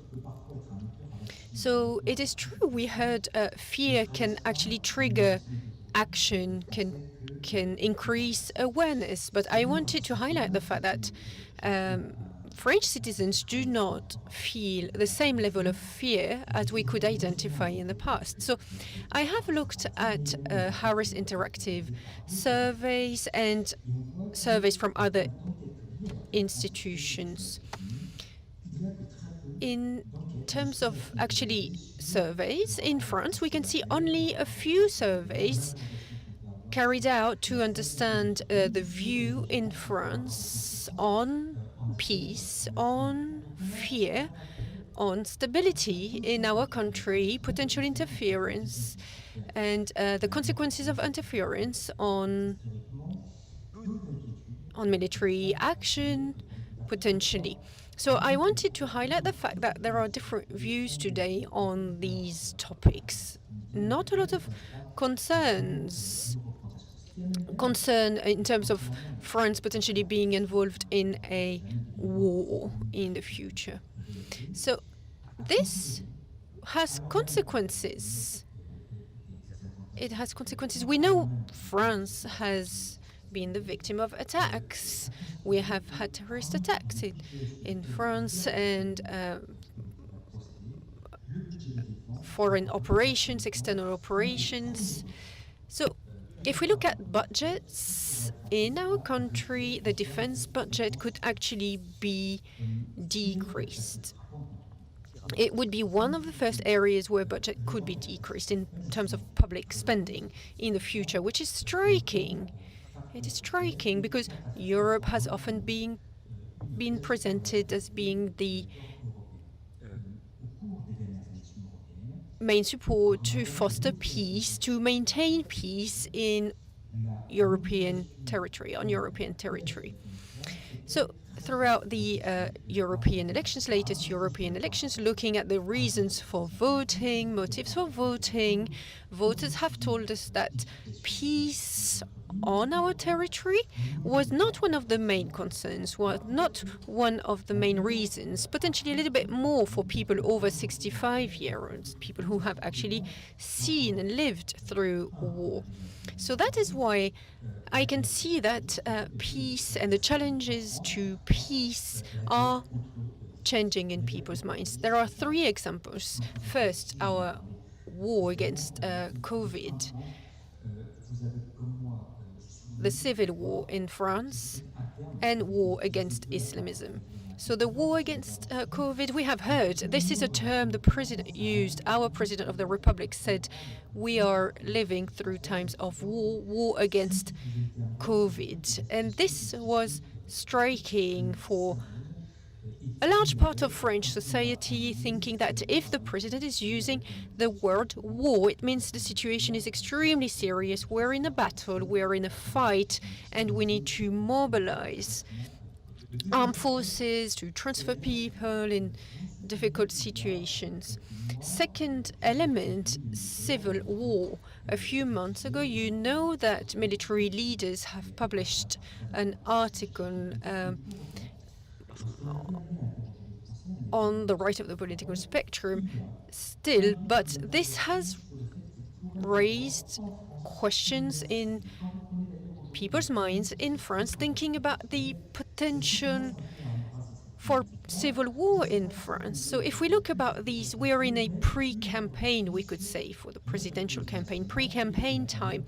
This is a theme, this is a topic which has emerged as being a question, as being a concern for our national cohesion, how to maintain unity in our country. Third point I wanted to mention, the war against Islamism. This is also a very central, critical issue for our citizens in France, which could be challenging the equilibrium in our country and Western world.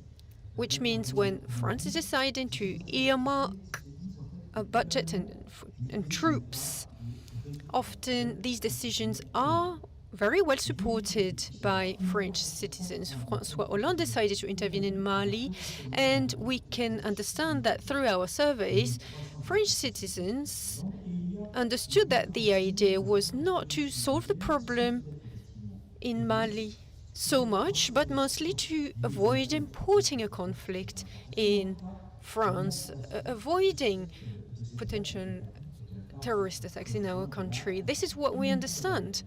And that is often the reason behind a number of decisions when it comes to war, which may be selfish, which may be considered as selfish. And we are thinking about Afghanistan, other operations abroad. Often, French citizens do not seem to really appreciate them with the right level of knowledge, to understand them really well.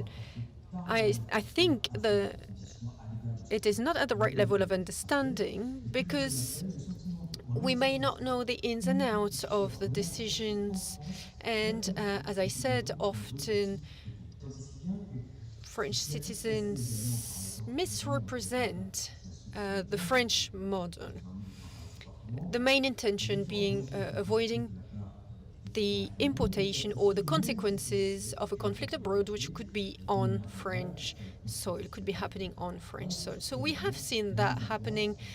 We have seen that in the 2015 attacks, the measures implemented by the government. We have seen how French state has decided to apply closer control on websites and different policies implemented since. So the idea of fighting against Islamism today, this fight against Islamism is considered as being a war, but it is taking very different forms and shapes, different aspects. We see the fears, actually these are fears in French citizens' minds. That is why these international issues, international wars, international countries are perceived differently, very differently compared to the 80s. Very differently to decisions that used to be made in the 70s, 80s, and beginning of the 90s. So the French people's view, is a compassionate view.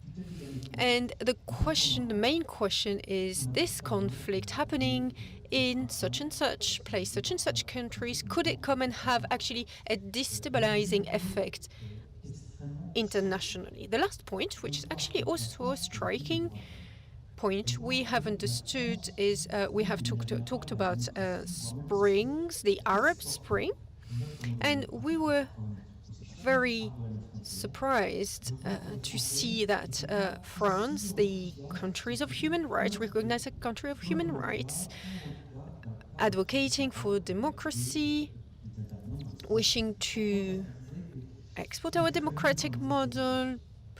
Often our constitution is not actually seen in such a positive light compared to what was said in the media, because the media used to say that people fear destabilizing effect of these conflicts, and after the end of the dictatorships abroad, French people were fearful of migration, fearful that could challenge the equilibrium in our nation, on our soil. And in this context, where we could think progress of democracy. In 2011, we can see certain skepticism by French people looking at this new world coming together, the risk of migration, the risk of perturbing the current equilibrium. Thank you, Jean-Daniel Lévy. Thank you so much. Bertrand Bettier, any comments? Thank you. Thank you so much, Jean-Daniel Lévy. On 15th of February 2003, 15 million people came to protest, march the streets to protest and support not intervening in Iraq. This is just something I wanted to highlight because there is great awareness in the public. Young people are also marching and protesting for climate. I am not saying, Mr. Lévy, that I do not agree with your presentation. It was extremely interesting, but I just wanted to add this nuance. We have heard one word several times during this roundtable. We have heard about selfishness, and I just wanted to say something. Selfishness could be like cholesterol. There could be good cholesterol and bad cholesterol in the same way there could be bad selfishness, good selfishness. So the bad national selfishness is working in a closed loop. But I am showing solidarity, standing in solidarity with others. There can be good selfishness, positive selfishness for peace if we're able to use that selfishness, apply that selfishness in a way that is logical, in a way that is reasonable. The other point I just wanted to give you food for thought. We have talked about alliance, partnerships. When we hear this concept, alliance, this is really an idea which stemmed from what happened in 1949. We wanted sustainable, organized, institutional alliances in an exceptional world. Coalitions before 1949 did not exist. Coalitions used to change depending on the war at play. So these sustainable alliances today, what does it mean, sustainable alliance, when we are no longer in this dichotomy?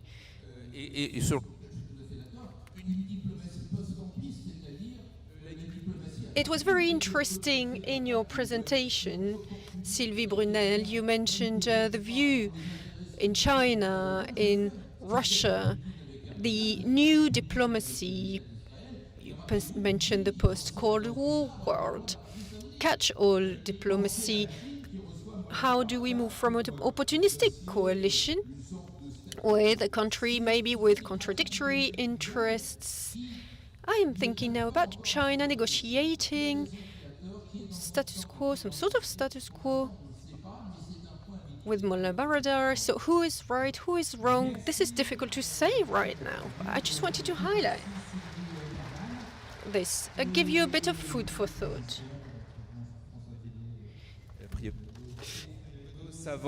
Thank you so much to the three of you.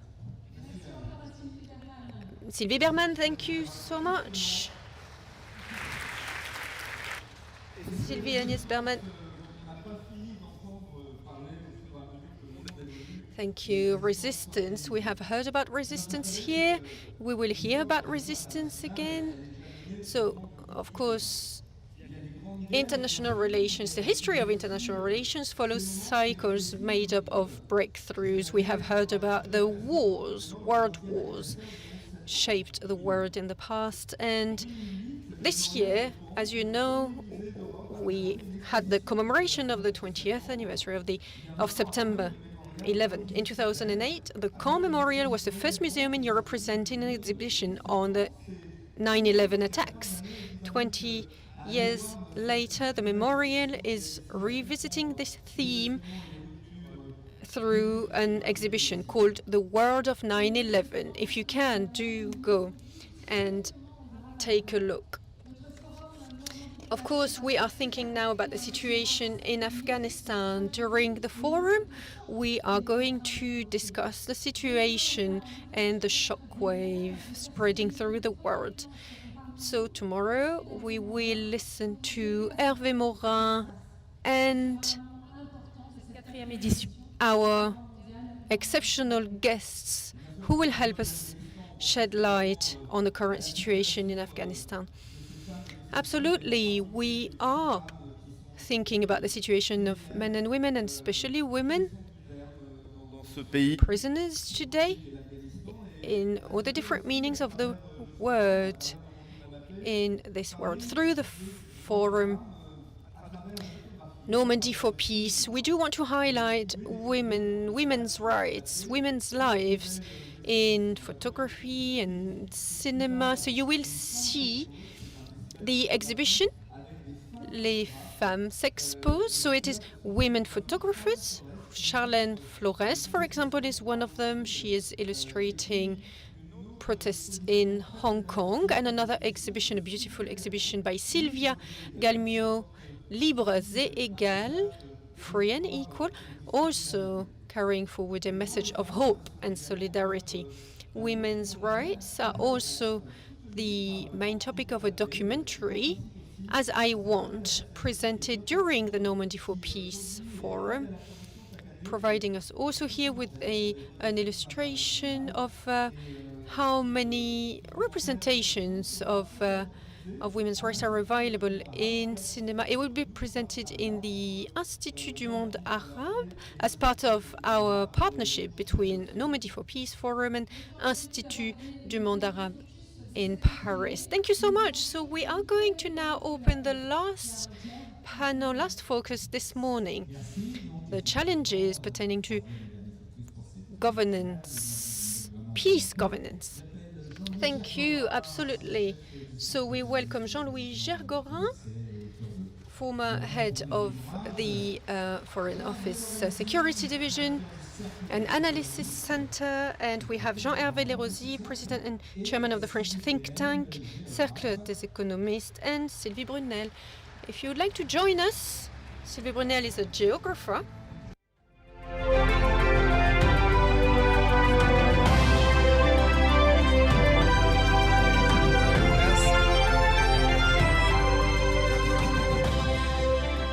Voilà, donc...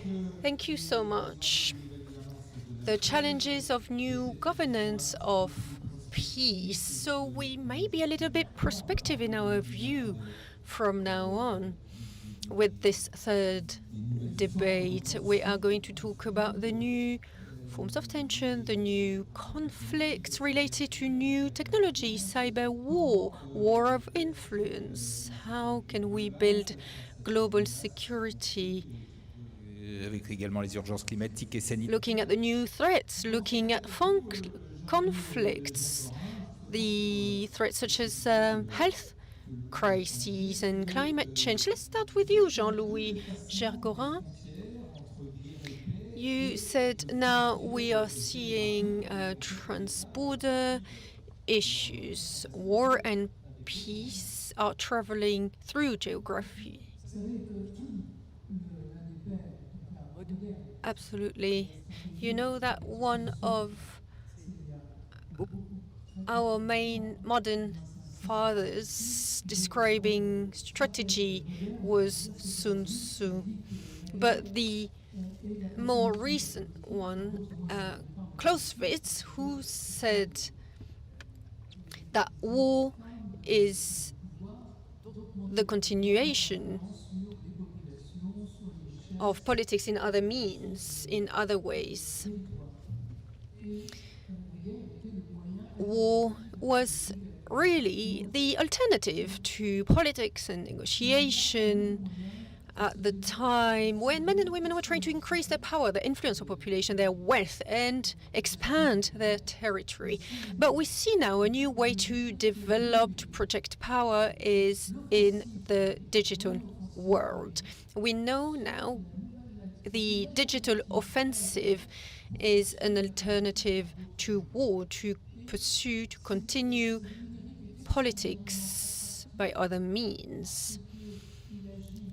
In the digital sphere, of course, the digital world is extremely attractive because of its exponential development, instant evolution, evolving at the light at the speed of light.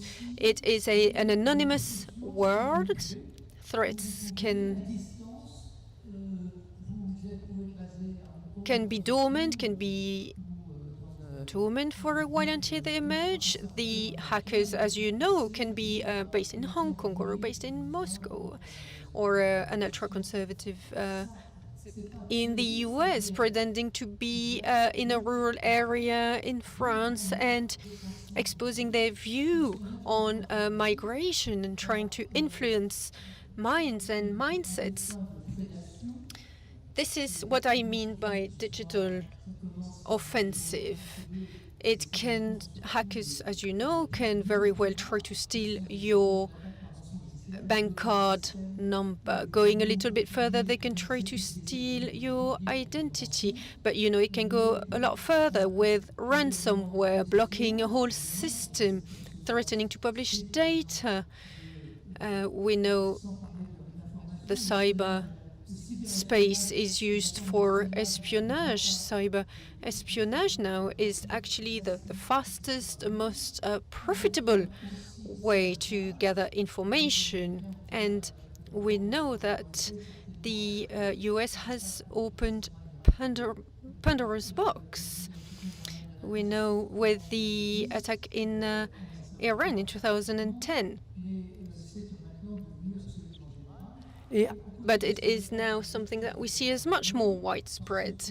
We do not talk about sabotage a lot, I would say, in the media or publicly nowadays, but we have to also mention implants. What do I mean by implants? Hostile powers or hostile NGOs, non-governmental associations, dropping bomb softwares in our technical infrastructures. So what we need is to find a natural equilibrium. Today we see different countries who used to be adversaries trying to find an equilibrium in this new world. I am thinking about Russia, China, the United States, with a form of mutual deterrence. With these implants being used on all sides. This equilibrium is vulnerable. So I am talking about the cyber war, and also I am thinking about the war of influence, what we used to call information war. This war of influence is implemented by spreading false information, deleting real information. We know this is a technique the KGB used to use, where it took months to find relays in Egypt to bring forward an operation to say that COVID was born in an American lab, a US lab. This is the type of false information, or the false information spread about the Pfizer vaccine. This type of false information, disinformation, spreads at the speed of light with a considerable impact. To give you an example, supported by a respectable organization, the Digital Media and Culture Committee, carried out by the British House of Commons, they carried out a survey about disinformation, false facts, spreading before Brexit. This detailed report, you can access it and read it. It is very interesting, and it shows the impact of disinformation, fake facts on the Brexit referendum, where a certain number of actors, not only state actors, but also private organizations such as Cambridge Analytica, owned by Mr. Mercer, ultra-conservative, American ultra-conservative. We see their involvement in the pre-Brexit campaign. Their support for Mr. Johnson's party and Mr. Farage's party. This is a very interesting fact. supported by research. Donc, c'est en croissance exponentielle. So all of this is growing at an exponential speed. So what do we need to do in terms of governance? We need to stop this. And there was one attempt which I would like to welcome, which was worked on by an organization which Pascal Lamy is the president of, the Peace Forum. And what they did L'occasion du 100e anniversaire is qui se réunit that this was a forum which was created by President Macron for the 100th anniversary of the armistice, and President Macron launched an appeal for peace, trust and security on the internet and in the cyberspace. And this appeal was signed by many organizations, not just public organizations, les grands also private and very active stakeholders in the internet sector, etc., telecom companies.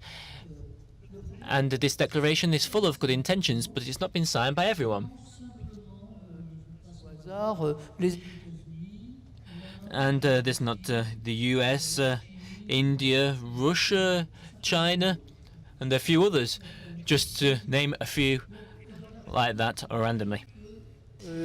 So, we cannot say that the atmosphere between states has actually improved. So what can we do? So in terms of the war over information, I can't do much. I don't think we can do more than denounce fake information.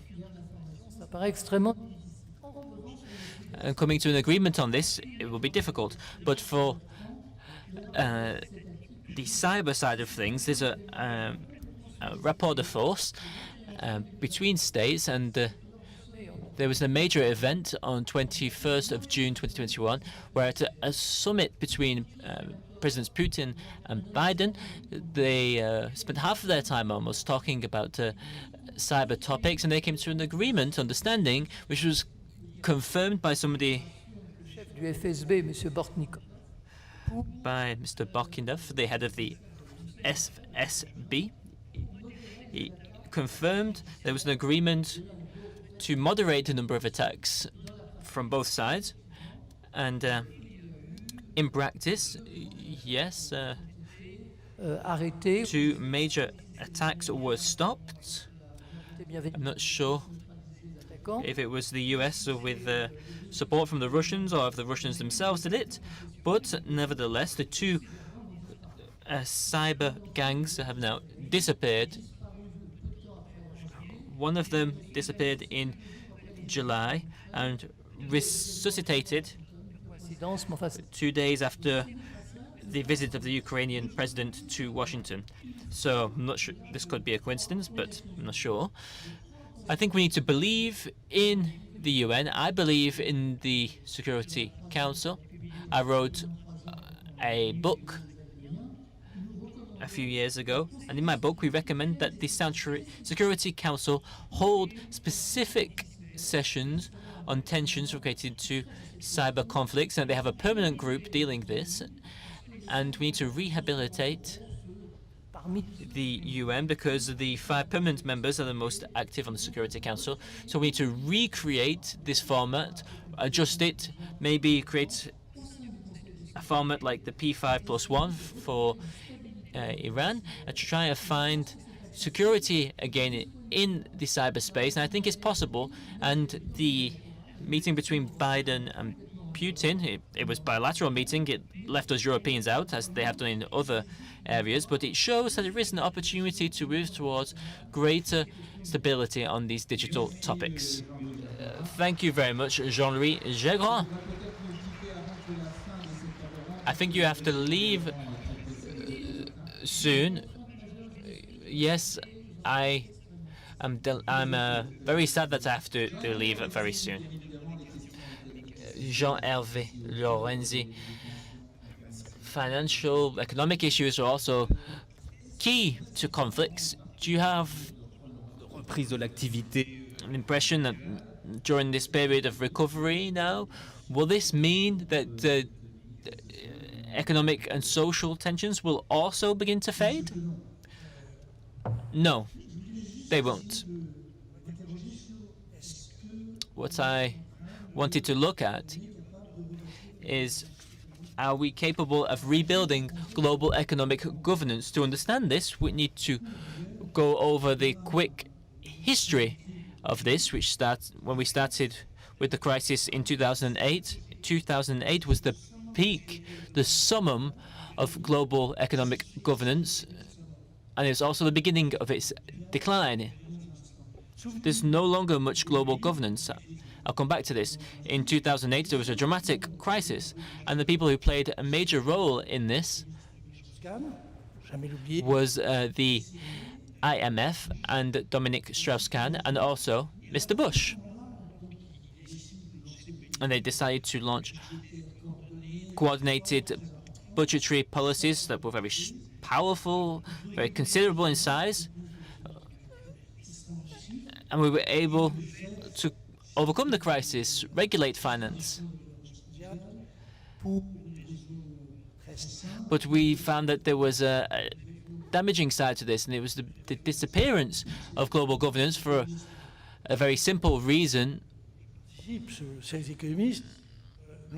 And for us at the Circle of Economists, we wrote a book called The War for Capitalism Will Take Place. So it's a confusion following the collapse of the Berlin Wall. Confusion because people thought that it's a market world, so capitalism and the way we value capital will become unique. And everyone will do exactly the same thing, but of course that is not true. The war of capitalism is taking shape, and we really begin to see this nowadays. It's really difficult to imagine a type of governance where we could deal with this really deep concerns, which divides us into different groups. I'm not completely negative, however. I'm looking at Bertrand Badi. Don't believe me. Don't believe that I'm completely negative. But in reality, the fact that there is no economic governance doesn't mean that globalization is over. Not at all. With globalization today, I look at figures. You look at the growth of the global market. Direct investment of companies has now started back up again following the crisis. The Trump period was really a mishap in this trend, where there was some reluctance, there was some protectionism. You can look at the number of protectionist laws during the Trump period. But the global economy is now working, but what is not working, will no longer exist, is a global governance of this. And in the background, this could cause an issue if there is a major financial crisis, if it's going to, will take place, whether it's going to be in 2 years, 3 years, or 4 years' time. I don't know. So, to be more positive now, most of the problems we are facing are difficult to understand, to grasp. So how can we create proposals in a world where we don't know how to overcome debts, don't know how to do transfers towards the poorest countries, or to change organizations who are dealing with global governance? So there is some hope, however, which has just come out of Africa. You'll remember that our world was based on the Washington Consensus at a moment in time. A simple idea that whenever there was an issue, you'd reduce subsidies, reopen the market, and delete any of the funds, aids. And these measures led to further difficulties. But 2 years ago, certain African countries, under the supervision of the presidency of the Senegalese, they launched what they called the Dakar Consensus, which was the first way, a new way of thinking that we need to be able to overcome this absurd system of where an African country wants to invest. They can only invest with interest rates that are 5–6% higher than what we pay. So it's absolutely absurd. So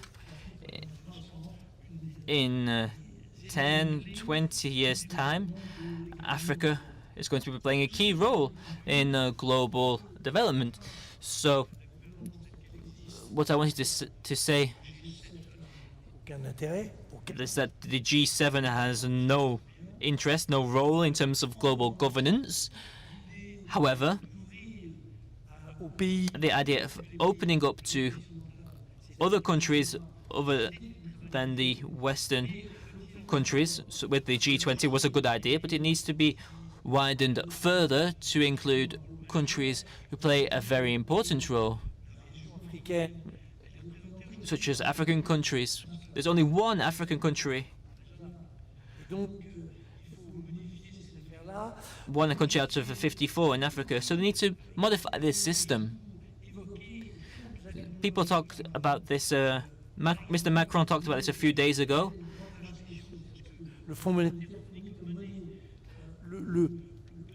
He talked about special rights, what the monetary fund gives in terms of currency, and providing greater amounts to new areas. Countries are not Western countries. We think that Western countries are still at the heart of the global economy. That's our view. But maybe we need to try to build a type of governance which is focused on other topics, different topics. And here I'll try to draw a link to issues of peace, because there's issues with demographics, of course. Global population is going to continue to increase. Mathius was wrong, but he was not completely wrong. Mathius said that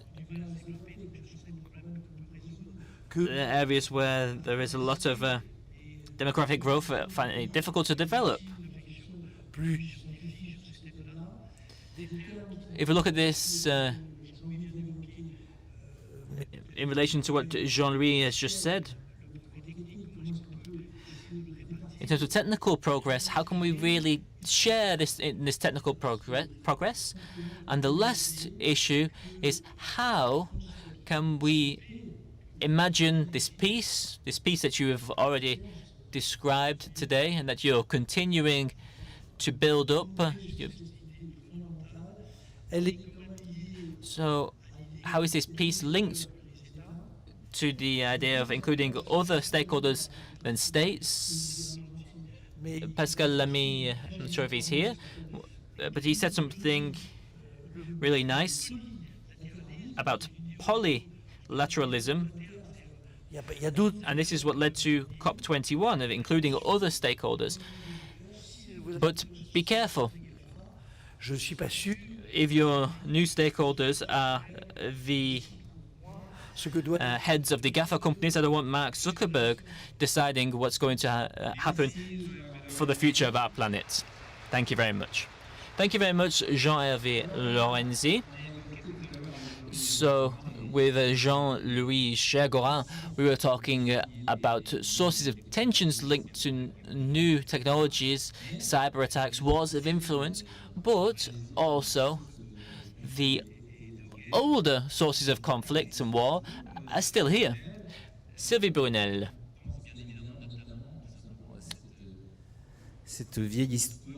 It's an old story, but it's still a reality that there is famine, malnutrition, and you talk about how food prices have just increased, and this is creating a tension already. You talk about social peace is linked to our stomachs.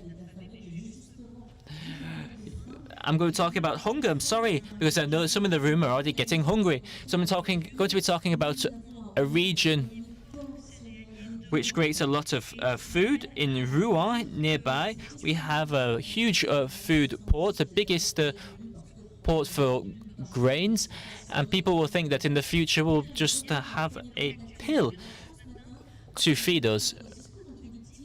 But this morning, when you were in your introduction, you talked about 10 million deaths due to food insecurity. I think it might even be more, and it's creating tensions, and there's ignorance in societies about this. You're completely right in saying this, Bertrand Badin. So yes, pandemic saw the return to the forefront of food issues. 1 million new poor were added to the 9 million people who were already asking for food in France from the soup kitchens. The Nobel Peace Prize was given to the Global Food Program, and biggest organization for food aid in the world, which already, they said that there's 100 million people, new people who've added to the 850 people who are suffering from hunger. And the FAO said that food prices have gone up by 40% recently. This has not happened since 2011. You talked about 2008. In 2008, there were also food riots in over 35 countries. So it's a worrying situation where Europe, with Green Deal, is committing to models where, according to analysts, we could be producing 15% less food in a world where we know we're actually going to need to deal with growing food demands due to population increase. And this population increase is continuing at the moment. It will stabilize at certain points, but it's continuing right now. We have 160 million new people on our planet every year, and at the moment we are seeing tensions and wars because of the price of food. Social peace depends on the price of food, and on our borders, in the countries in North Africa, we have countries that represent only 5% of the global population, but also represent 20% of the imports of food. Why does this affect us? Because France is lucky enough to export food. We're still in the top 10. 150 countries import food, and only 10 countries export, and France is one of them. And Emmanuel Macron said in last March, we cannot delegate our food security, our food sovereignty to other countries. And this is very important because people have forgot about famine and how important our agriculture needs to be. It needs to remain high performance and competitive, even with the very diverse model we have today. In France, we can associate models, but we shouldn't oppose them. We shouldn't attack our high-performance agriculture. We are the #1 region here for dairy, but also for horses and for leeks as well. So agriculture is all about diversity. It's really interesting to see we have so much diversity here. So today, global governance of food security could be an interesting idea. We are looking at food as a weapon today. Remember that the Silk Road was all about food. It was the food road. President Xi Jinping is basing himself on the Mao model. And he talked about the step forward, but it was a step forward with famine as well. With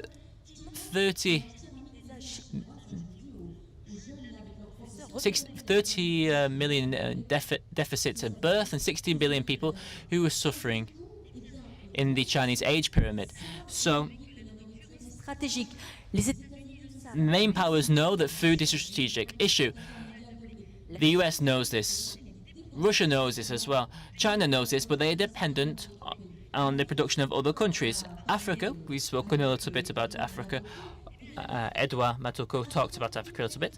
Africa has considerable resources. However, ne cessent de s'accroître. Les molécules agricoles, elles sont en position littorale. Africa continues to import food is because the biggest cities are on the coast, they're importing still, and this is still the case in France as well. The report by Senator Gillet, which was shown to the Senate in July, showed that big cities only meet 2% of their actual food needs, so we shouldn't be drawn into the mistakes with the idea of local food. We can, because it can be highly costly. We're not only producing for rich people, and remember that food is a key element for social peace. We've talked about vaccines, they're very important, but we need bread, we need corn, we need rice, we need potatoes, we need milk. The third agricultural revolution was demanding a global mobilization. There was a UN summit on it recently, and the third agricultural revolution will be to continue to produce, but whilst sharing, creating value for farmers all across the globe. But there's also a paradox. When we produce food, it needs to provide funds for the farmer, but it also needs to remain at an accessible price for consumers. So we need to intervene in the system. We cannot lead farming system in the hands of market system. We need regulation. And the third agricultural revolution is not just about producing and sharing, it's also about protecting, because more than ever, the degradation of our systems, the management of water, and we could actually have a lack of water here in Normandy in summer months. So we need to anticipate the crises of the future, to implement systems where local areas can deal with these different unexpected events. And we also need to give farmers support with this issues with the climate, the earth, the weather. And society is criticizing them as well, particularly in our country. And so we have a duty not to remove farming from France. We were talking about the Colmert Committee who wants to will be meeting. We shouldn't be deindustrializing France. We need our food, but we need national policies for food as well. Thank you very much. Thank you so much.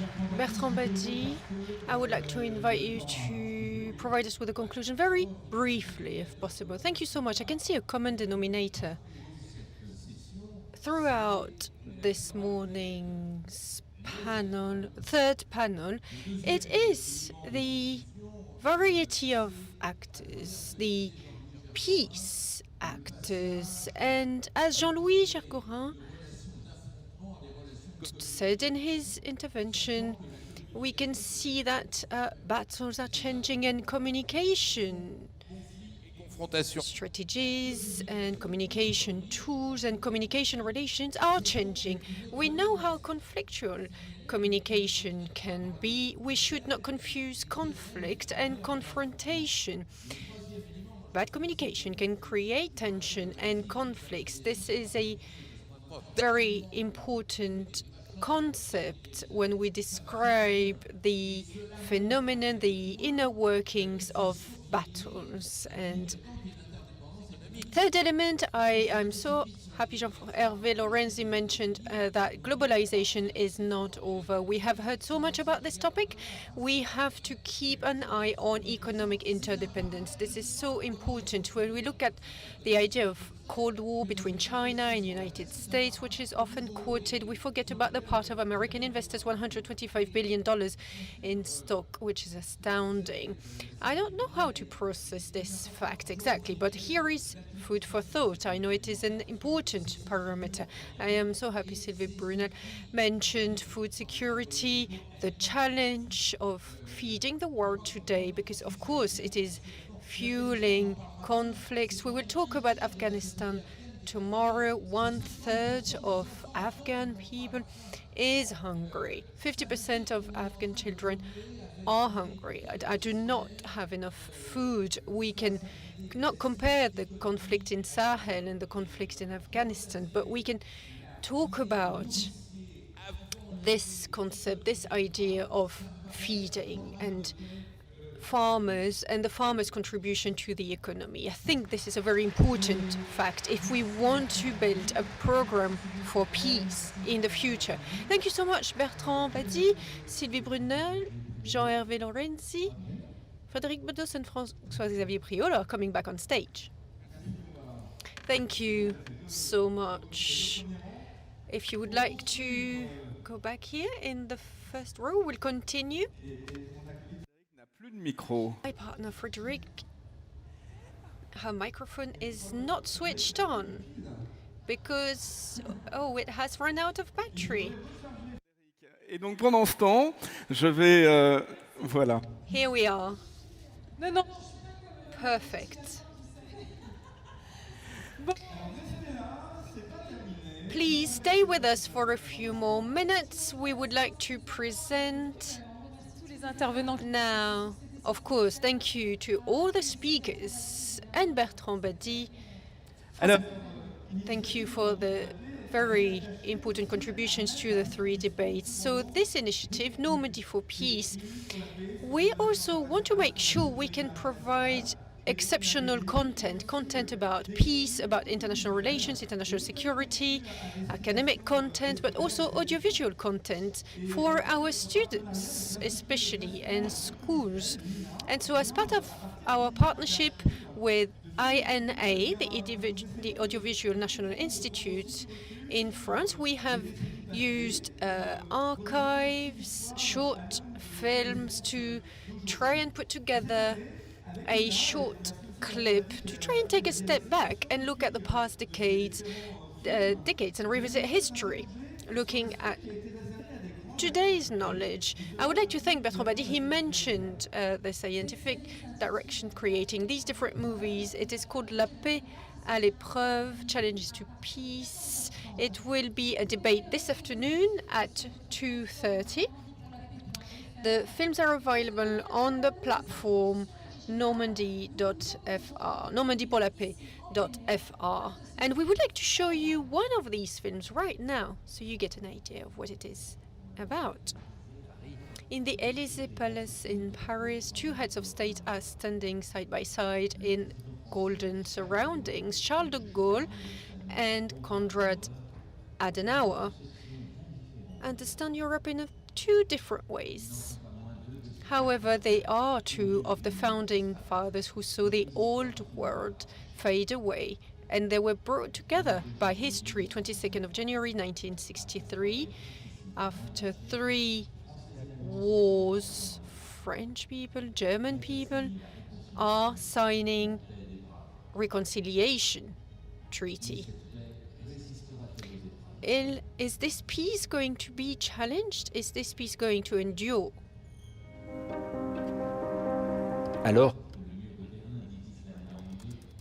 The Berlin Wall divides East and West. The Élysée Treaty brings France and Germany together at the center of Europe. A representation of this alliance in the Reims Cathedral, which was attacked by Germany in the World War, is now a symbol of reconciliation around a signature of this treaty. Le plus de la liberté. Peace in Europe is the most important asset for peace in the world. Und die Freundschaft Celle Trust, common understanding, common friendship between French people and German people. avec In 1964, Barbara sings Göttingen in French and Germany, embodying this reconciliation between France and Germany.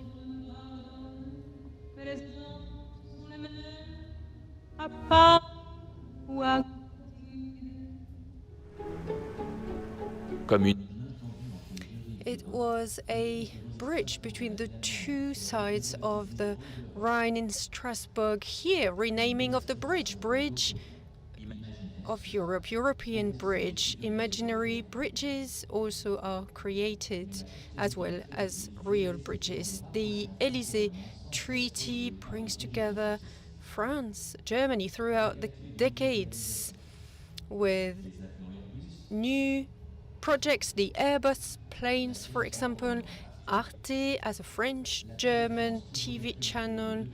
The two cultures, the two languages stand side by side, for example, in this school where people speak French, speak German in Freiburg, 850 young people, both from both countries, study the speech by de Gaulle here in this clip 50 years later. These are the future generations. So you can see these treaties just like roses only last for a time, said de Gaulle after the signature of the Élysée Treaty. However, de Gaulle could not foresee the willingness to keep this treaty enduring.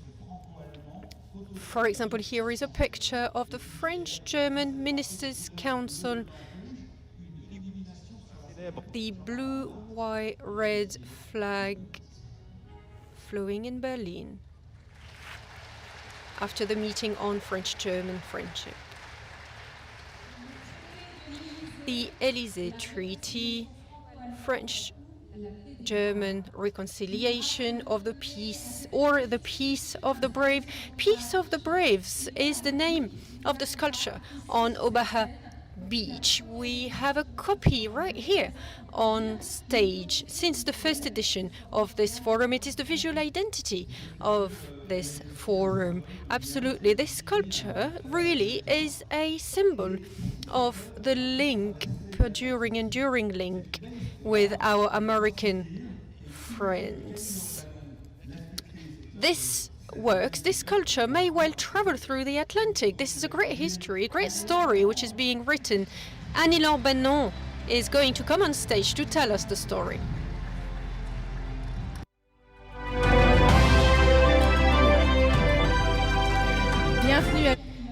Welcome, Annie-Laure. Thank you so much. Annie-Laure Benon, this sculpture of the Braves is very famous. It is time for a new stage in its story. Yes, I can tell you about it. It is very interesting to see that when I designed this sculpture 15 years ago, I had worked on this idea of the link. The reason why we are here, gathered together today and all here on this planet, I wanted this sculpture to travel to the other side of the Atlantic. So it took 3 years to install the Braves here. And because of a lack of time, that second step did not happen. But one day I got a call from Charles Burke from the War Memorial in Chicago, and we are going to bring our ideas together in this project. So it is a pleasure to welcome directly from Michigan Charles Burke, the director of the War Memorial. We can see you via video link. Fantastic. President and CEO of the War Memorial. Directly. It's very early for you there. Thank you so much for getting up early and accepting to take part. How are you this morning? Very good. Thank you for having me, and I'm so delighted to be a partner in this project with you. It's such a delight, and I want to congratulate all of you for such an important topic of peace and how we come together in this time. Alors, quelle est la signification? Could you tell us the War Memorial in Michigan, what does it mean for you to welcome this twin sculpture, the twin image of the one that's here with us in Omaha Beach? It's an incredibly important symbol of hope, of resilience, This statue, Anne-Laure Bonneau's work, is very important to me personally. I visited the statue 5 years ago with my family, and I was awestruck by the majesty, by the symbol of hope that it is for all of us. And my desire was to build a bridge. The War Memorial stands on the edge of the United States and Canada on a waterway. And to have a twin of Le Brave on this shoreline to permanently connect our two nations, our two regions, is a very profound statement. And I think for generations to come, children can learn about our history, our shared history, with hope, with bravery, with courage to take on peace, but with bravery. Alors vous venez très naturellement. Thank you. You mentioned Canada, of course. Western Europe also owes its freedom to the sacrifice of the American, Canadian, British youth. So the French people can live freely. Words are not enough to describe this ultimate bravery, sacrifice. Could you tell us about the initiative you are also carrying out to show courage, the brave days that you are organizing? Well, our goal is with the installation of Le Brave at the War Memorial, that by building these two communities together, that we can launch a new festival, being a partner, hopefully, with the Normandy for Peace Summit, with Le Brave Festival, with Anne-Laure Bonneau's help, that we can all work together through film, arts, culture, through education, the humanities, of working together and to have an American home for this festival as well. It is so important in our divided times that we come together with hope, with peace, and we have the courage to have difficult conversations, and we have the courage to share this story with the next generation of children. C'est très important ce que vous venez de dire, en effet, maître. Thank you. It is very important presenting the brave days, courage, and our initiative, Normandy for Peace, is willing to, of course, participate in the partnership. It is also our idea to present that art, sculptures spark emotions, sensations. I went a few years ago to Omaha Beach with a German civil servant who was about 40 years old, who had never come to Normandy. We went to the cemetery and he was very moved, very touched by what he saw. Because it was not about big speeches, it was not about academic research.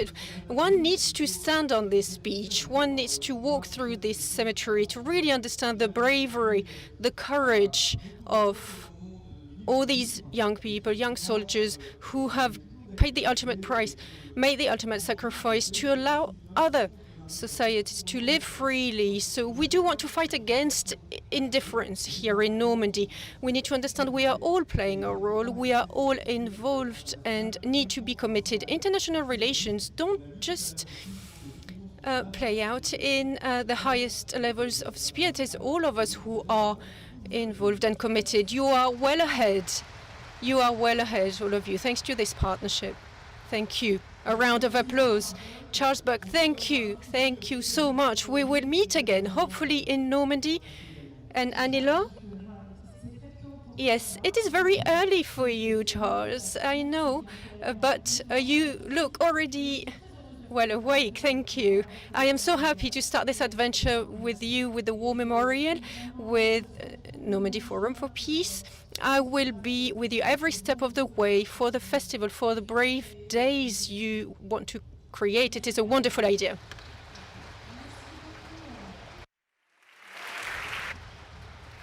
Extra.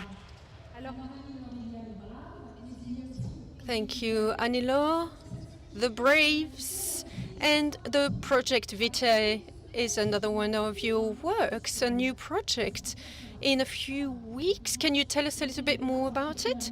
Of course, it is really a great time for me. it is moving for me to be standing here and to talk to you about Vitae. This new project, I was deeply moved by the ideas we discussed this morning, being free from fear, freedom from fear in the world. So we're hoping that we can spark this idea using Vitae, showing the infinite hope we can foster together. I am working with scientists. Maybe I am becoming an enhanced or augmented artist, one could say, hoping we will be limitless. We will be able to evolve, to live in a borderless world. So this is the idea in Vitae. You know, the sculpture, The Braves, was created 15 years ago. Now Vitae is a new project for the coming future. We know that these works travel through time, and this is what makes their history, what makes them unique. So the Vitae project, this is part of our flight into space, SpaceX experience. We went straight to the stratosphere, testing Vitae with Thomas Pesquet, who is from Normandy, by the way. So the next very important step is another flight with a rocket before the end of the year, which we're hoping will be able to bring an astro rover, first astro rover, into space, part of the whole space experience. You may be following all of these great space adventures. So we could not let this opportunity pass without taking part, even though it is only 1 gram of a sculpture. So we thought our idea is to go and drop a drop of essence of Vitae on the moon during the next moon landing. So we look to the past. So it is a drop of Vitae on parchment. It will be a representation of our technical progress, our scientific and artistic progress, of course, the peace alliance between art and science. Thank you. Yes, we all know the partnership of art and science, and Fritz is right here who took part in this adventure. Absolutely, over the last few years, the CERN accelerators director worked with us when we launched Vitae project. They created, it is called a CDR, was created, and we were able to engrave using a laser our story, our history, using a laser in a small capsule created at the CERN, and it is now in the astrobotic rover on its way to the moon. So a great sculpture for humanity, for humankind. Long live Vitae. Thank you so much, Annie Lorbenon. Everything you do is unbelievable.